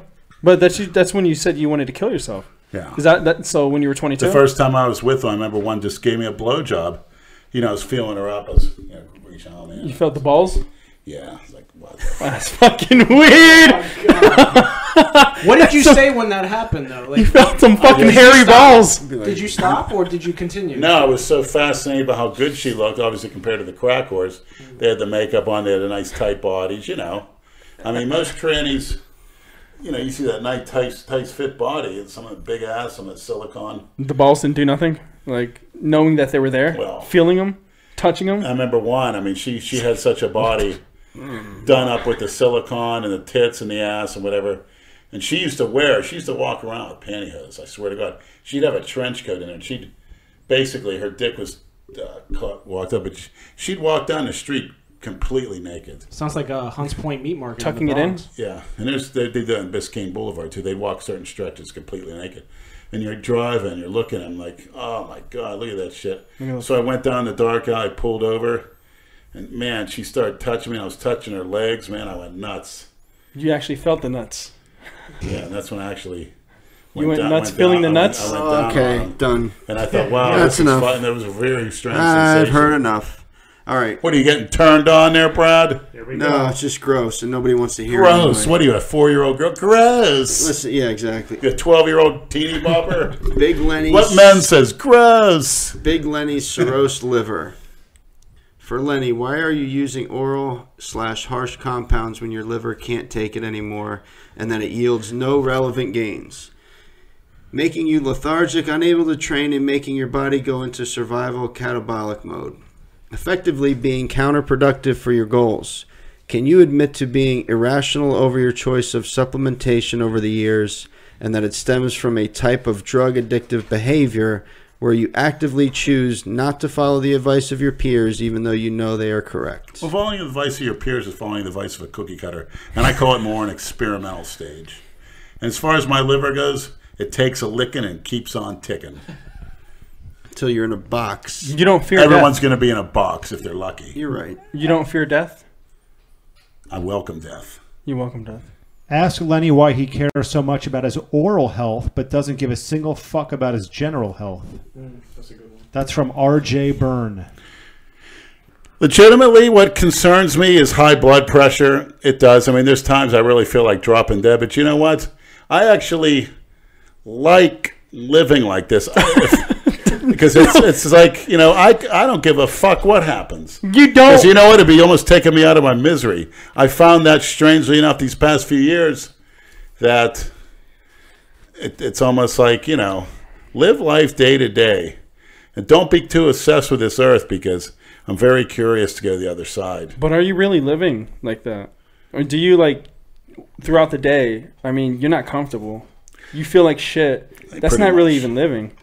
Well, it's I don't want to do shit, and you just want to fucking masturbate to. No, I don't even. Rarely do I masturbate anymore. Wait a second. Can we have a timeout for a second? I just noticed Nate has a tattoo of a donut on his finger. What? Let me see. That's been there. We got that in Greece for like $10. When did you get that? In Greece. Is that a wedding ring? No. It's a fucking donut. Does it have an L in there? It's on the wrong hand. It's an STD from fingering. One question, Nate. Why? Why? I have a microphone here. Why? That's what he does. Oh, okay. God, your fucking mic smells like shit. That's a Freudian slip. No, it smells like you just put your mic in my face. What are you going to do about it, Nate? You want to suck it? No, I don't. No. I just want you to keep that mic away from me, please. Why? Answer the question, please. Because that mic smells like shit. Wait, why what? Donut what are we talking finger. About? Are you talking about the donut? Donut tattoos. You don't see Brad with any donuts on his... It's like, when you go to Vegas, it's like what happens in Vegas stays in Vegas. So when we were in Greece, me, Livia, Rob, and his girlfriend or Big wife, Rob Jen. Fitness? No. What the fuck, no. We were all in Greece, and we just said, fuck it. We were tipsy drunk, and then we ended up going to a tattoo, place, got tattoos for like $10, and said, fuck it. You're a real daredevil. But what happens in Vegas goes worldwide. That's my saying. Yeah, it's like, that saying is so stupid, that what happens in Vegas stays in Vegas. The fuck? Who made that shit up? Some cookie cutter. Some cookie cutter that really didn't want his business out there. Exactly. It's a marketing term to sell tourism. Much. We have strip clubs for you, and what happens here stays in here. We don't have to tell your wife. I think that's what scared Brian Pompura away from the Las Vegas Lounge. I don't know who that is. He hung out with the guy. Pomps was with the story. Oh, Pomps. I thought he said some other name. Pompura. Pompura. Is that his name? Pompura? Here's a quick one for you, Nate. I know him, Pomps. Bootsy Calora asked Nate what it's like to be cuddling his puppy while Dumbo is getting her back blown out by some German uncut sausage. Dude, it sucks, man. It's saddening, man. But it's also awesome because I get to cuddle. I get to cuddle Oreo. Can I just say that I was telling Nate while we were eating at Tucker Duke's, Granny Figs is my all-time favorite account. Oh, it's fucking... Fuck that dumb puto bitch. That fucking account, that guy never breaks character. I think it's funny too as well. I guess try to have a general conversation, and he stays in character. Do you think he or she really speaks in Spanish, or do you think they translate it? Do you think they translate it? They go to Google Translator and they just translate it and just copy and paste? Someone said we should get Lenny to face fuck Nate with a plastic bag on his head like Cynthia. Who's Cynthia? Cynthia's Jason's girlfriend? Shane Lee Shane on Instagram. There you go, Shane Lee Shane. She said What did they do? They put a. I didn't see that part of the porn. I don't think I'm pretty enough for Lenny. I saw the video strictly for research purposes, where she had a bag on her head and she was getting face fucked by some guy. Beautiful. So that's what they're referring to. Oh, is that what it is? Okay. Well, Lenny. Yeah, exactly. I don't think all her shit's out there anyway. That's a pretty. I don't think she's afraid. I think Jason's just being a Jason's. It's not even it's that Jason is probably making up some bullshit saying no, they don't really like you. They're just gonna talk shit about you. They're just he's trying to be her knight in shining armor. That's what he's trying to be. And he's trying to get his dick sucked, or maybe a hand job, or maybe a hug. She has 7 jobs. He could be the 8th. Jason's around the clock. Does she have money or something? I mean, because they go to the arcade. Jason ain't paying for that shit. He's driving. He ain't paying for his gas. That's a question we'll have to ask her when she comes on. Is she retired? You know that Jason's gonna be right next to her. Holding her hand. This is why we wanted to have her on. We don't know all these. I told before we started. In time. You guys got to film that, man. Yeah, we will. That's just something that you need to film that. I want to see how close Jason sits to her, and maybe puts his hand like right next to hers. That'd be meant to the century. It would be very distracting if he was there. I don't think it's good. You think that she's gonna come here by? You think Jason's gonna let her come here by herself? No, we're not gonna fucking hurt the girl. It's Jason. Jason with Cynthia here, it'll be like, remember when Drew Rosenhaus held that press conference with Terrell Owens? Yeah, and he wouldn't let him answer any questions? Think about it. Do you really think Jason's going to let her come here by herself? No, not without a doubt. He's not. It would be cool if she would, because then it's free. He'll be kicked out within 10 minutes. He can't stop her, but he will definitely. He will. Yeah. Oh, where you going? Oh, I'm going to go too. He's going to blow her up, like we all know. When are you coming? When are you going? Well, he'll also start speaking for her if she starts answering a question in a manner in which he doesn't want her to. And then you're just going to have to put him in timeout. We'll see. I think it'll be very minty. All of a sudden, the smell goes away. In due time. I don't smell some nasty breath. Has Andrew... I have a memory card for Pomps in my book bag. Okay. For the camera. A memory card to have? Yeah. What did you just do? He fills up his water from the sink. He doesn't give a shit. Do you want me to give you a full jug? It's warm, but I can... No, do you want one? I'm fine. This is halfway through. Tap water? I craving that cold. I always drink tap water. I don't believe in that myth. In Germany, the tap water is actually really good.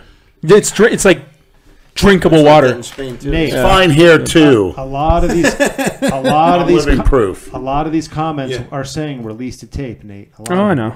Nate, did every one of those Germans ever get in your face? It's part of the meme. They ever get hit on Olivia and get right in your face? Any of the German youth? Who do Germans hit on Livia? Yeah, while you're there, do they give you dirty looks or want to fight you? Maybe, I don't know. So it's happened. I don't pay attention to what other. I don't pay attention to other people if they're looking at me or something. What about big blonde-haired German sees? What's this slanty-eyed goop doing with these one of our women? There's no all the Germans are Germans aren't that look like. They don't look like that. The Germans that I see at least are like skinny, pale, kind of like geeky. Kind of like Hitler.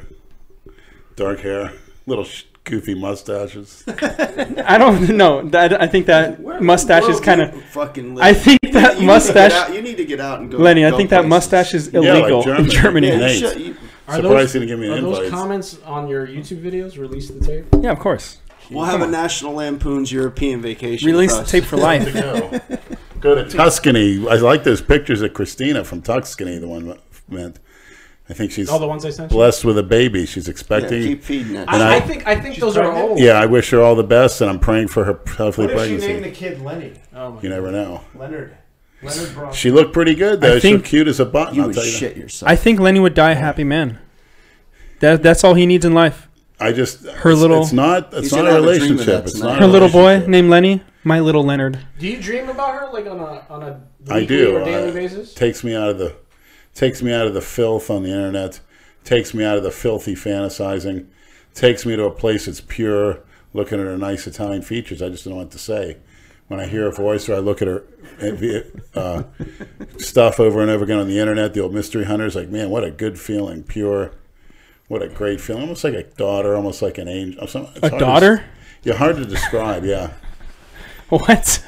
He doesn't look at her sexually. Yeah, he does. Never did. No? No. Oh. Just like a goddess, as a goddess. Yeah, I've been using the term goddess in other areas lately, so I can't say that anymore. Well, I think like an we used to angel. call her goddess. The goddess Christina The angel. Broccolina. All the progressive movement on that is like dead. There's like nothing. And I have her direct email address. Nothing. Well, to be honest, she's a smart girl. Not only from me, but from the maniacs. She doesn't have to worry about me, but from the maniacs, yeah. They could probably just possibly do something to her. She probably doesn't. Is she on social media? She probably doesn't. She has to know. Watch some of them go kidnap her and drop her off at your front door. Or drop me off her front door naked. She Googles fat fucking Why Lenny. naked if you don't look at her sexually? That's what I was about to say. Maybe she'll look at me sexually. What would you do in that situation? I say, Mommy, give me a kiss. You say some weird shit sometimes. You've said a few. What do you call them? Floridian slips tonight. There's no Freudian slips. These are real. A Freudian slip, by definition, is you saying something that you want to say. You've said that you say something else, but it slips out. Like beating women. We talked. Well, he said a few things tonight, and I don't want to repeat them, but because I just want to keep it, early in the podcast. But you said some pretty weird shit earlier. He always says weird shit. Yeah, I know. But, So did you again, Mr. Perfect, Mr. Normal. Fuck, I'm not perfect. I'm not normal. Don't you realize Leonard likes making people feel uncomfortable? Oh, yeah. Come on. That's what he does. Yeah, like, first day we met. My goal is to make you but he's actually a like better human being, not to get offended. He's actually a really sweet guy. Through and don't be a cookie cutter. Lenny, he's all talk. He's actually a sweet guy. You meet him, he's like a big ass teddy bear, except you wouldn't want to hug him. The teddy bear because that breath is fucking disgusting. Get the fuck out of here with this breath BS. Oh, well, I noticed. How the fuck do I got bad breath? I fucking brush my teeth and my tongue 5 times a day. I think it's the mic. I think it's Nate's twisted, perverted imagination. He likes being kissed by big, hairy, middle-aged white men. The bear. Yeah. Oh, God. Due to his bad pass in Vegas, when he was looking for a quick score, he knew where to go and hang out as the boy toy. What the fuck? What is he talking about? I never knew you to have a multi-million-dollar business to where you could afford your little habit back in Vegas, Nate. So how the hell did you do it? Are you talking about meth? You are. Okay, I'm so lost right now. He's trying to set you up. Sometimes He's trying Lenny. to start a rumor that you did some weird shit in Vegas. Oh, okay. You have had to. I mean, your car, We all did some car weird shit, thefts but that Not you were when we- convicted not when we for were- wasn't when- enough to fund your meth habit. Not when we were there. You're talking about when he was younger? Yeah, when he was there, yeah. dude, I didn't steal cars too. You know the places to go to get some cash from some middle-aged, white, hairy, fat men. What the fuck? What the fuck? No. Figure I'd put my tight Daisy Duke shorts on, strut my nice Asian ass over there, my Asian Puerto Rican Is that a ass. Freudian slip? Yo, he like That's dude, 100% truth. There's no flip to that. Lenny is like You think he Nate has a creates these crazy fantasies and delusions. Puerto Rican side, which is actually his African side. Like Puerto his Ricans have world, African. like Lenny's world is so fucking it's bizarre. Same with Nate's genitals, which the world should see. I'd be proud if I had that kind of package. God, you're Release the tapes, multiple tapes. Nate's You getting said very uncomfortable. no, I don't care. It's just He's Maniacs, really release the smooth talking tapes. he's such a bizarre person. Like it's Really smooth talking you. it's He's so gonna- it's so weird. His asshole's puckering Because up it's good. truth, and we're getting to the truth. In your reality, it If can Nate be had a true. time ship, he'd go back and just never show that to Lenny. The truth. No, is, I don't like. The I, truth honestly, is I don't Lenny care. wants Like, to fuck you. Nate. I think I showed. I think I That's the showed Brad truth. too. I think I showed Brad too. I think we need to all review it for strictly research purposes. I don't think you. I don't think you showed it to me. I would have. Brad, you were so. I think I gone did on show that. it. Why don't you tell us what was going through your brain cells? Look, I'm almost. I don't know, but when I got back to the hotel, I was filming you fucking butt naked when you shriveled cock with a used condom on it, telling us about your fucking escapade with the disgusting tranny. And that's on film. Well, that wasn't my first choice. She was very aggressive with me. That was she like wouldn't let me 6:30 in turn the my nose. morning. Yeah, I was so fucking That out of woman it. talking to Andrew were Calora was fucking nuts. Dude, I was. When I watched that video back, I'm thinking of all the shit I should have said, but I was so fucking dumb, bummed right? from that whole weekend. Yo. I couldn't even speak at that point. After like I couldn't do when we at that breakfast spot, dude. I couldn't speak there. I know. I was fucking nodding off. I was like, He was falling asleep at the table. dude. I was like, the fuck! I just want to go back. Yeah, he jumps up and runs and walks over to me. We have to go now. I can't. We gotta go. Dude, it's like 5 a.m. It's like 5 a.m. Like we've been drinking all night. Like fucking. I'm just like, at this point, I'm just like, dude, I'm delusional. Like I haven't stayed up in like since You get delirious. Yeah, I was fucking delirious. Like, I was just like, dude, I don't. You know, you kind of like, what the fuck is going on? Are we going again this Olympia? Or I what? hope so. You want to do it? I also want to go. I took the time I also off. would love to go personally to visit Dale and that maybe my old man, but go to Atlanta, Georgia. They got some nice tranny clubs. Dude, the fuck, nobody's gonna take you. Nobody's gonna. All A trannies. tranny trip. That'll around be a the solo USA. mission for him. That's the capital of Tan 10 10. Are you gonna take him, Andrew? To Atlanta? Yeah, to Atlanta for tranny That's hunting. the capital. Are you, Brad? Well, for me, He's thinking about it. 1 hour drive. What is it? Add a couple hours on. It's not that bad. Atlanta? It's 10 hours here. I drove there. I If drove. we were to do a road trip with all of us like that, and we had to drive through Atlanta to get to Dale, we go do it. I We mean, let you get your fill. I'm Me and Nate curious. sign up as the production crew for that trip. Sure. There's about 25. I would pure, just go for the almost challenges. all black. There's a lot of tranny food clubs challenges. in there. Fucking It's not a hot. bad idea. I drove there specifically just for a food challenge. Just for trannies. The Vortex and also another Food challenge. challenge. Yeah. Oh. Nate will be doing a food challenge. You'll be in the. I think Nate needed retirement that Las Vegas food challenge. I was piss poor. He left so much food on the plate. It was, Fuck off! I ended up eating it. It's just and you had this fat, overweight woman. I'll give him an A for effort.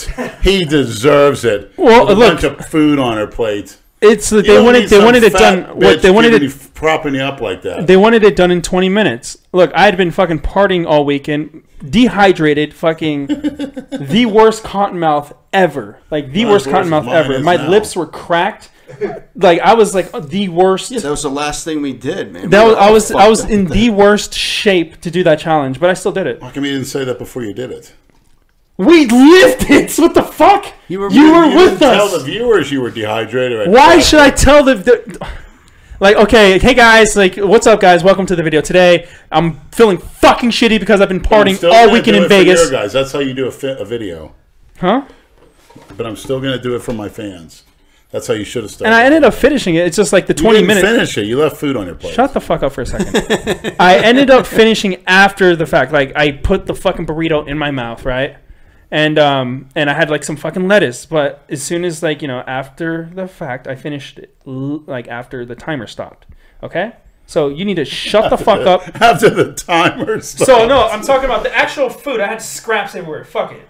Who cares? I was fucked up. I have an excuse. Huh? Well, you shouldn't have won. The buzzer, you shouldn't have given an award. Look, I said that I didn't. I technically said I was like I didn't complete it. It's like a participation trophy. Yeah, it's like a participation trophy. You know, I said that as well. So if it was up to me, I would have just said that was a fail. But you know, the lady let it slide. I'm like, I'll take it. I don't want to pay for the shit. They want to ruin today's youth. Participation. Don't be competitive, young man. Don't be competitive. Kiss another boy. It's their plot from day one. Okay. And the KGB agent says it in the 80s. Ruin them. Ruin the men of America. Lenny, what's the stuff about the beating women? That's the stuff I heard. Was it two podcasts ago? I think it was the last 2 or 3. My point was, I know it was all context. Back in the day, if a woman got out of line, maybe got her smacked upside the head or a nice smack on the ass, which you do that with children too. It's a very effective tool used for day one. I've seen kids respect their parents for life because I'm a firm believer in that.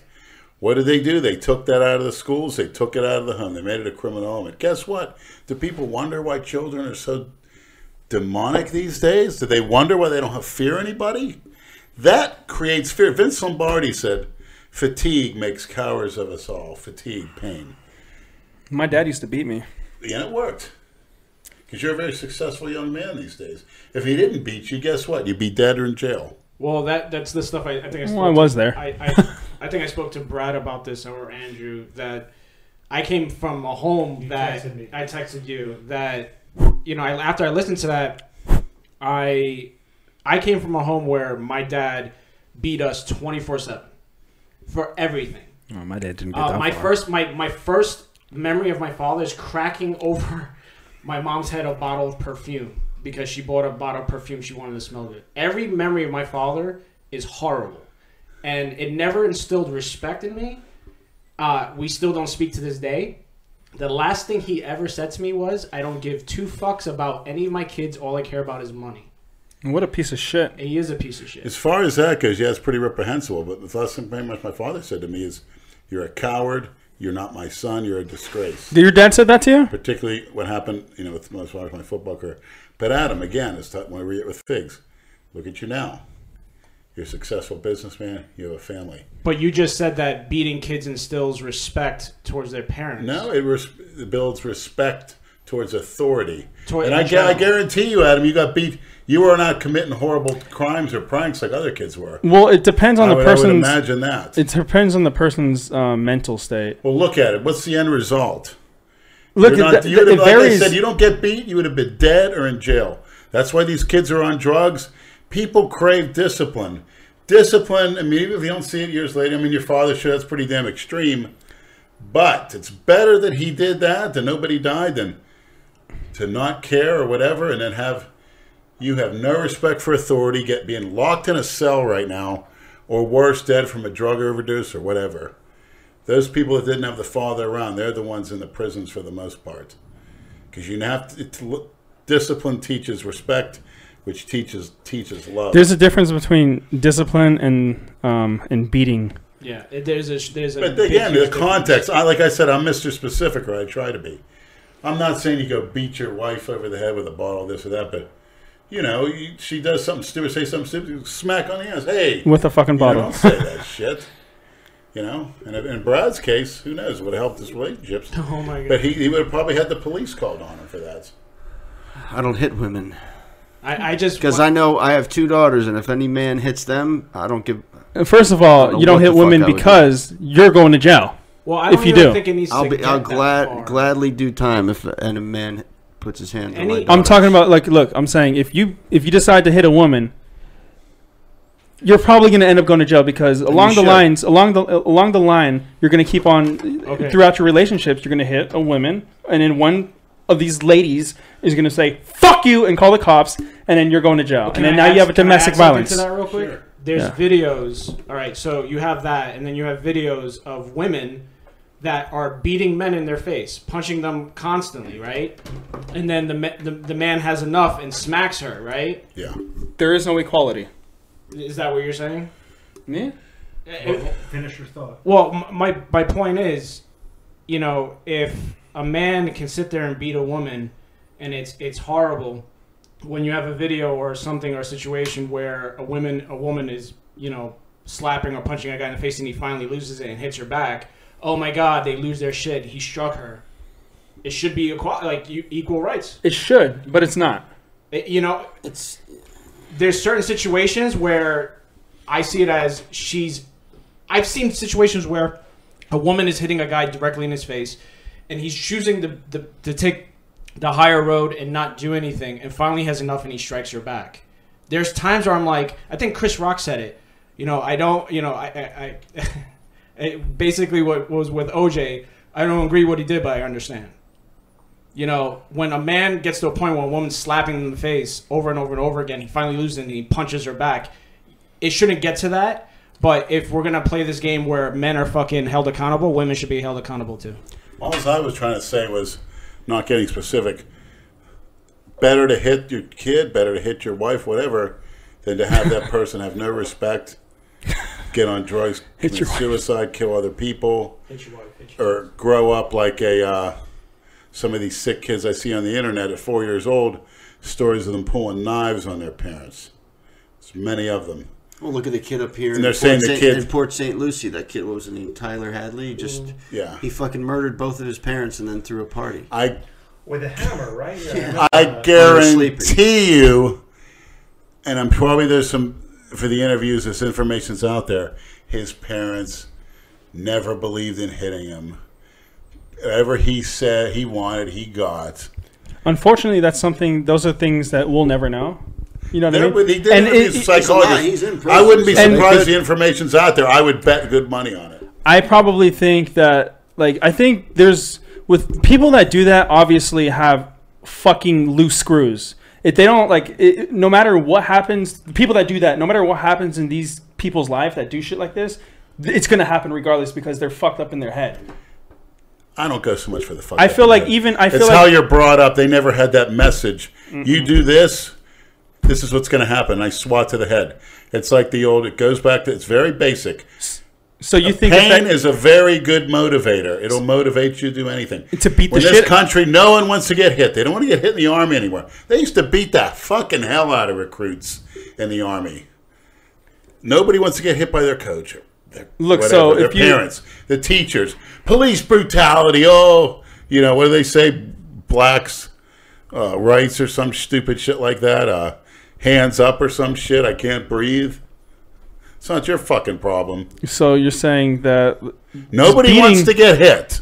But Lenny, I don't have to. Just like in NFL, no one wants to get hit in the head. I don't have to hit my kid to discipline him. I could just look at him and he knows that I fucking mean business. I've never laid a hand on my kid. I think I pulled his ear once to fucking get him straight. You know what? You probably pulled it so hard it worked. That's probably why you look at me.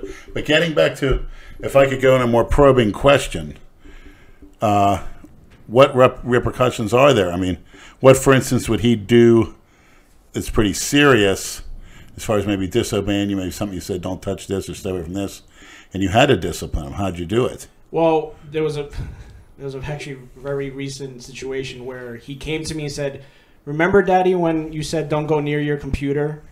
And I instantly was like, fuck, he did something, and he thought he had done something that was really bad, but it wasn't. And all I have to do with my kid, honestly, I swear, is just look right at him.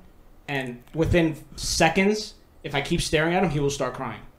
Because he knows I'm not fucking around when he gets that look. The one thing my father taught me by doing all that shit all those years was to never be like him. Because it was the adverse effect for me. I never had to become violent to prove a point or teach a lesson. I can do that with my words. And I learned that. Did you say you just looked at him? What words did you use? I said, you knew not to come near that. And instantly he knew he fucked up. He apologized. And he learned his lesson at that point. I mean, there's other times. The time where I had to pull his ear, was we were leaving Publix and he actually went to run in the road. And instead of grabbing his arm, the nearest thing, I grabbed his ear. That shit hurts too. And right there and then, he knew that he had fucked up, and he could have fucking been hit by a car and killed. But it's a lesson he learned. What do they say? 4 pounds of pressure, you can rip an ear off. Really? I think so. Something like that. 4 pounds of pressure. That's it. Telephone books don't leave bruises. What's that have to do with? So my dad, when I was little, I got my bike. Me and my brother my brother and I got our bike stolen at Best Buy. Sure, they weren't prawn for meth. And and my dad came in because we called him. We told him, hey, we need to get picked up because our bikes got stolen. And I was playing. We went there. We were little. We went there just to play the games, right, at Best Buy. And he walks up, like I didn't know I was playing the game. He walks up behind me, grabs me by my fucking ear, and just pulls me. I'm like, and I start screaming. He does it in front of Best Buy too. I'm fucking screaming, crying. Dude, I'm like, I think like maybe 7 years old or 8 years old. I'm like screaming and crying. I'm like, I fucking hate. I didn't say fucking. I was like, I hate you. Oh, I'm screaming. And he just fucking dragged us out of Best Buy. There's things that he had said to me that held truth. Never start a fight, finish a fight. And I learned that when I had moved from one place in New York to another, and I was a new kid on the block living in Howard Beach. All the kids that I went to school with were Howard Beach over there, over Rockaways. All the kids were children of mobsters. So here's this kid coming into school, and I got fucking pushed around from 4th to 6th grade. And then I started going through puberty. I started getting size, and I said to myself, if I'm going to go down, I'm going to fucking go down swinging. And I didn't start the fights, but I started to finish them. And later on, when other kids would come to the school and they thought they could take over the territory of those kids, I became like, no, you can't fuck with him because he's, it gained the respect. And, yes. and that needs to be instilled with a lot of this bully shit that goes on that I see all over the news. Just if you fucking stick up for yourself and let go of distractions, and if you have bullies right in your face just deal with it right there and then. Bullying builds character. That's another thing. These filthy liberals have every negative policy thrown at students, and there's 20 more that are out there we don't even speak about anymore. It's god awful. It's got to stop. This indoctrination into these ideals, putting people down like that. Anti-bullying, kissing men, guidance counselor, no outcomes in games, participation trophies. Technically, don't you kiss men? No, I rim men, technically. Why'd you have to change this? God damn it! Because he keeps saying kissing men. So I think he said it a few times now. Ricky Hit question for Leonard. Have you heard of DDPY yoga? Thoughts? Would you ever give it a try? DDP. I heard yoga has very good health benefits. The Diamond Dallas Page one. You think he could do yoga? He should have you at his house. He's on my Instagram. I sent him a few negative messages. He lives in Georgia. Yeah, he was at the Super Bowl covering it. And I made a comment which he didn't like. He was interviewing Ray Lewis. I said, how was it talking to a murder there, Paige? And he's like, he's a very nice guy. He sent Big Ten to Aunt Lenny. He happens to be a very nice guy. Oh, wow. Well, just another gimmick, moneymaker. He could probably be the guy to get you in shape. In shape for what? Get rid of that gut. What do you mean get rid of that gut? It's not no getting rid of the gut, Brad. You don't think so? Are you doing the Ruby? Yes. I'll come in so peeled, it's going to make Dale Chances shit himself. Who's doing the Ruby this year? Stage. Dale's doing it. Lou's doing it. I'm doing it. Is Lou actually going to do it? Probably. You think so? I think so. We'll see. The DDP yoga is also just like a mental thing. He gets people to get sober like Jake the Snake Roberts and Scott Hall. That's really what other than the yoga, it's like sobriety. Fuck Scott Hall. Those fucking guys are duds. Fuck. Hogan was cool, those guys were good. Kevin Nash could give two shits he's about a jerk that. off too. I don't blame him. For the amount of people, I know you guys talked about, but the amount of people that were there, they could have spent more time with us. Exactly. If it was packed, that's one thing. Tell you, he was a nice guy, the Warlord, the bouncer at Diamond Dolls.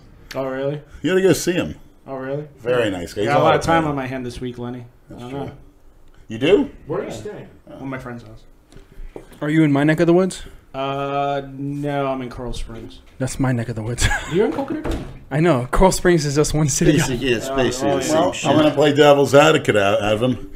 Why don't you promise the viewers a nice videotape trip to Dixie Highway this weekend? I'm game. Video will be instantly taken These are all down. yours. No, there won't be any explicit. Just interactions.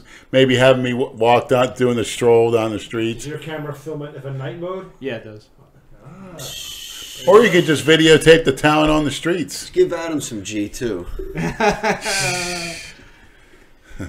You got enough of it. Yeah. You'll be sucking dick too. I'll pass on that. I'll pass on that. Come up with a costume for him for the St. Patrick's Day parade with the sunglasses. I was thinking about the combat boots, but I think it would be more funny if he wore like stiletto It's heels. amazing when you think I'm like some sideshow clown like fucking Jason. I'm just going to dress up in shit that you want to see me in. What in the fuck is the matter The with you? world wants to see you, not me. The world wants to see me in a leather outfit. You're hot with There's stiletto plenty of people that heels. Photoshop me that The shot that chaps shit and the already. stiletto heels. Green And leather. yeah, big cigar. Actually, yeah, for St. Patrick's Day. How about you wear that, you fucking faggot? Get me the costume. I'll wear it for the Good, parade. then you can. I won't. I look like one. I got the beard too, so I'll make a leather daddy new rubber Frank everywhere. You're green. It's green. No, diet. Oh, well, I have the green feet already, so Yeah, that's a good idea. You're the real life Shrek now. Yeah, You're maybe the turning fucking gangrene will green. spread up to my legs. I'll have to do them. It's already been a year. I can actually market myself crazy. as the new Hulk. That was fun last Gangrene. year. Yeah, We had yeah. a good time. I think I stayed at your house, didn't I? I think Yeah. I was fucked. Yeah. Yeah. You I was did what?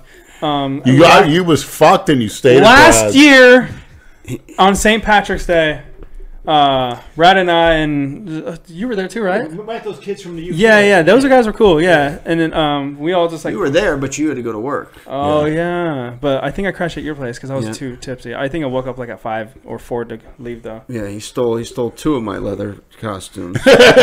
It's fucking awesome. He could definitely be a good leather daddy. Next video of Challenge with Nate is all in leather. I already did that in Germany. I did a. What was that outfit you were wearing? That's like that's like a traditional German attire. Yeah. Lederhosen. Yeah. I think that's what it's called. Oh. He doesn't even know what it's called. It's like a fucking dress. Did you wear those? No. It's like overalls and then. Like, Just think of Chevy Chase in that movie. Exactly. Yeah. European vacation. Yeah. But no, I went to a party. that was like it was like German attire like that, and it just is so much fucking free drinks. And I guess we went to like some rich person's birthday party, and fucking dude, there was like you could drink until you were I was fucked up. We had to call a taxi, and leave early because I was just I couldn't take. They don't have Uber over there? No, there's no Uber there. Unfortunately, you have to use taxi. How are the women over Tell me there? that word. Huh? At fucking- Beautiful girls? Why? Yeah, there's a lot of beautiful women Uber's in fucking Germany. great. No. Unfortunately. Oh. You see any ragheads over there? What are you talking about? Towelheads. Be specific. Muslim, What was Middle the, Eastern. what was the one I heard the other day? Well- Nutella niggers. Oh my god. Oh my god. Well, yes. I mean, Jesus. all of Europe is. That was a joke for Lenny. Yeah, I'm just gonna leave it at that. Lenny, I got a joke for you. I know you like my jokes. Sure. What's 5 black guys hanging from a tree? Oh boy. Chance Estates. It's close enough. It's an Alabama wind chime. Oh my god. Close enough to the chance. Did you say Lederhosen? Is that what you said? Yeah, that's what it's called. I knew you were right. I was like, the fuck? How do you know this shit, Lenny? Smart. Lenny's actually very smart. Lenny does retain a lot of shit. Yeah, I give him that. very You do. Like when we do those cameos, he looks at that shit. He'll look at it once and be good to go. Yeah. The WWE thing we did, he did all of 2 takes with that. Like he cuts the best promos. Yeah, well he doesn't stop talking. The assholes recruited me. Then they told me I wasn't up to their standards. No. So that's why nobody fucking watches anymore. I got so many people every day. Are you a wrestler? I was a public. I said, no. You look like a wrestler. I said, when do you watch? Oh, years ago. I said, nobody watches anymore. Neither do I. No, yeah. Is the Ring of Honor going to change that Sunday? I watch more independent wrestling. Ring of Honor is one of my favorites because of... They going to have some women on the... I believe they do. They don't... Wasn't there a black transsexual wrestler in one of the independents recently? Maybe. I don't know. I think I saw one. Not sure. So you watched? I forgot what league those. The Bullet Club. The Bullet Club, yeah. Actually, the shirt that Lenny's wearing is mocked off of their same kind of logo. Oh, really? I have a few of their shirts that they gave me. Aren't you close with what's his name? Tamatonga? Yeah. Oh, I met both of them. Yeah. Yeah, we did this collaboration in Orlando. Okay. Yeah, they're good. They're part of that Bullet Club thing. Yeah, they're good guys. They wrestle. They're like the Japan. new NWO, the Bullet Club. They're all over the place. Yeah. I think they were ready to go to Japan at that time. You guys are going to have fun down there. Too bad you guys can't go. Yeah, it's Sunday. Ringside seats. I purposely got, and I know the way they walk through when they make their entrance. They always go right. So I have tickets right there. So Lenny can... All right, Maniacs, give me your comments real quick. What do you want me to see? What do you want me to see do at the match? I'll do it. Send them to Leonard's DMs. Are you going to streak the match? What are you going to wear there? That's a good question. Maybe I you have you have an old wrestling costume. I was gonna say the same have shit. Road Warrior shoulder pads, just like Ultimate Warrior. Yeah, I could make them. Get you a wig. Maybe I should. You know what? Maybe I should paint my face like the Hawk with the Joker paint. Should. Or how about Sting? You could probably get that at some. Just paint. Store. I used to love that. Like his the whole. You used to paint your face, Nate? No. He just pretended like he was putting on fucking eye makeup. Because do you know who fucking Sting is? Oh my god. Do you know who Sting is? I used to love putting on. Yeah. I said I used to love that fucking the makeup shit on him. Well, if you can get you get an electrolysis, a breast job, and an ass job. What? We could do business. I thought you like his ass the way it is. You said that earlier. Yeah, but nice. What are you guys talking about? For, what are you guys talking about together? He wants you to make your transition. The good thing about Ring of Honor is the wrestlers will get back in your face. Well, we'll see. Because the matches I've watched, guys have tried to get in their face. They'll get right back in your face. That's what they do. And then Lenny will pussy out. Really? Well, good. I need a tune-up for you-know-who. Well, just make sure you film that. Oh, yeah. Yeah. You should come too, man. I told you. We'll see what happens. You scared to go, Nate? No, it just depends on what I'm doing. You know what I mean? What are you doing? I have tons of shit going on. Yeah, sticking objects up your ass. No, I have tons of shit going on with my whole... Yeah, I don't want to talk about it here, so... Sorry. Private. Okay, I'm sorry. No. It's just some private ass shit. I want to thank New World Nutritionals for sponsoring me and Buy Research Liquids. Thank you very much. Oh, are you sponsoring? And Book Cameo. Check it out. I'll give you a unique message. You'll never get anything like it. That's the truth. He does do some funny ass shit. The shit you say to these people. It's good. What happened to Jason's cameo? It got... Who cares? Who cares? Who cares?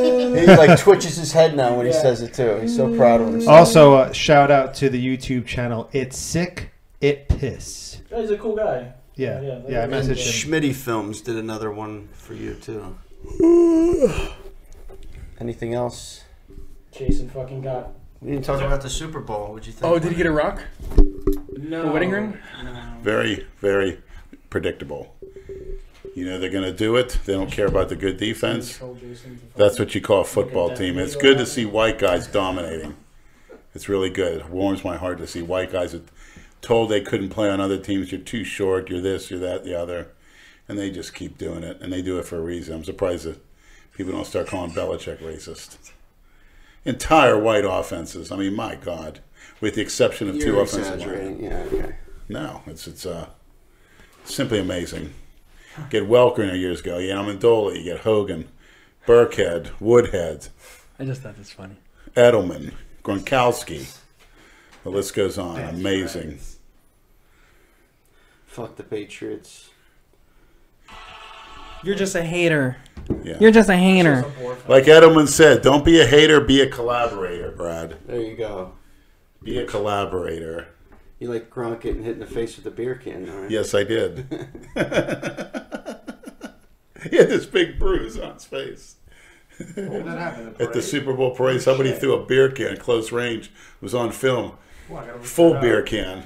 And he was on Jimmy Kimmel the next night, a fucking big-ass bruise on his face.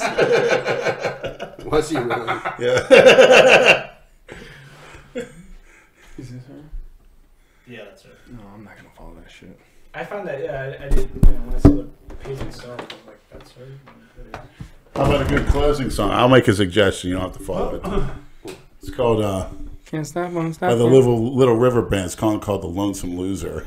I'm not playing that fucking song again. All right. Anything else you want to? I just want to say thanks for having me on the Plug your podcast. shit. Plug my shit. Order. Adam Macleod, thanks for coming. No, thank you guys. Always a Thanks, fan. Adam. Thanks, Nate. I'm always here as a fan. Happy birthday, Adam. Oh, thank you guys. Thank me for letting me, 18 you forever. breathe the same air as me. Fuck you, fucking guy. Nobody wants to breathe that air. It fucking smells like shit. You want me to give you a French kiss? No, I don't. I'd rather die. Seriously. You want me to die? That's your sexual fetish. No. You're on snuff. You need to clean those Nate fucking ears Snuffs out. Leonard. Clean those ears out, Lenny. Please play the closing song so I can go to sleep. Thank Thank you.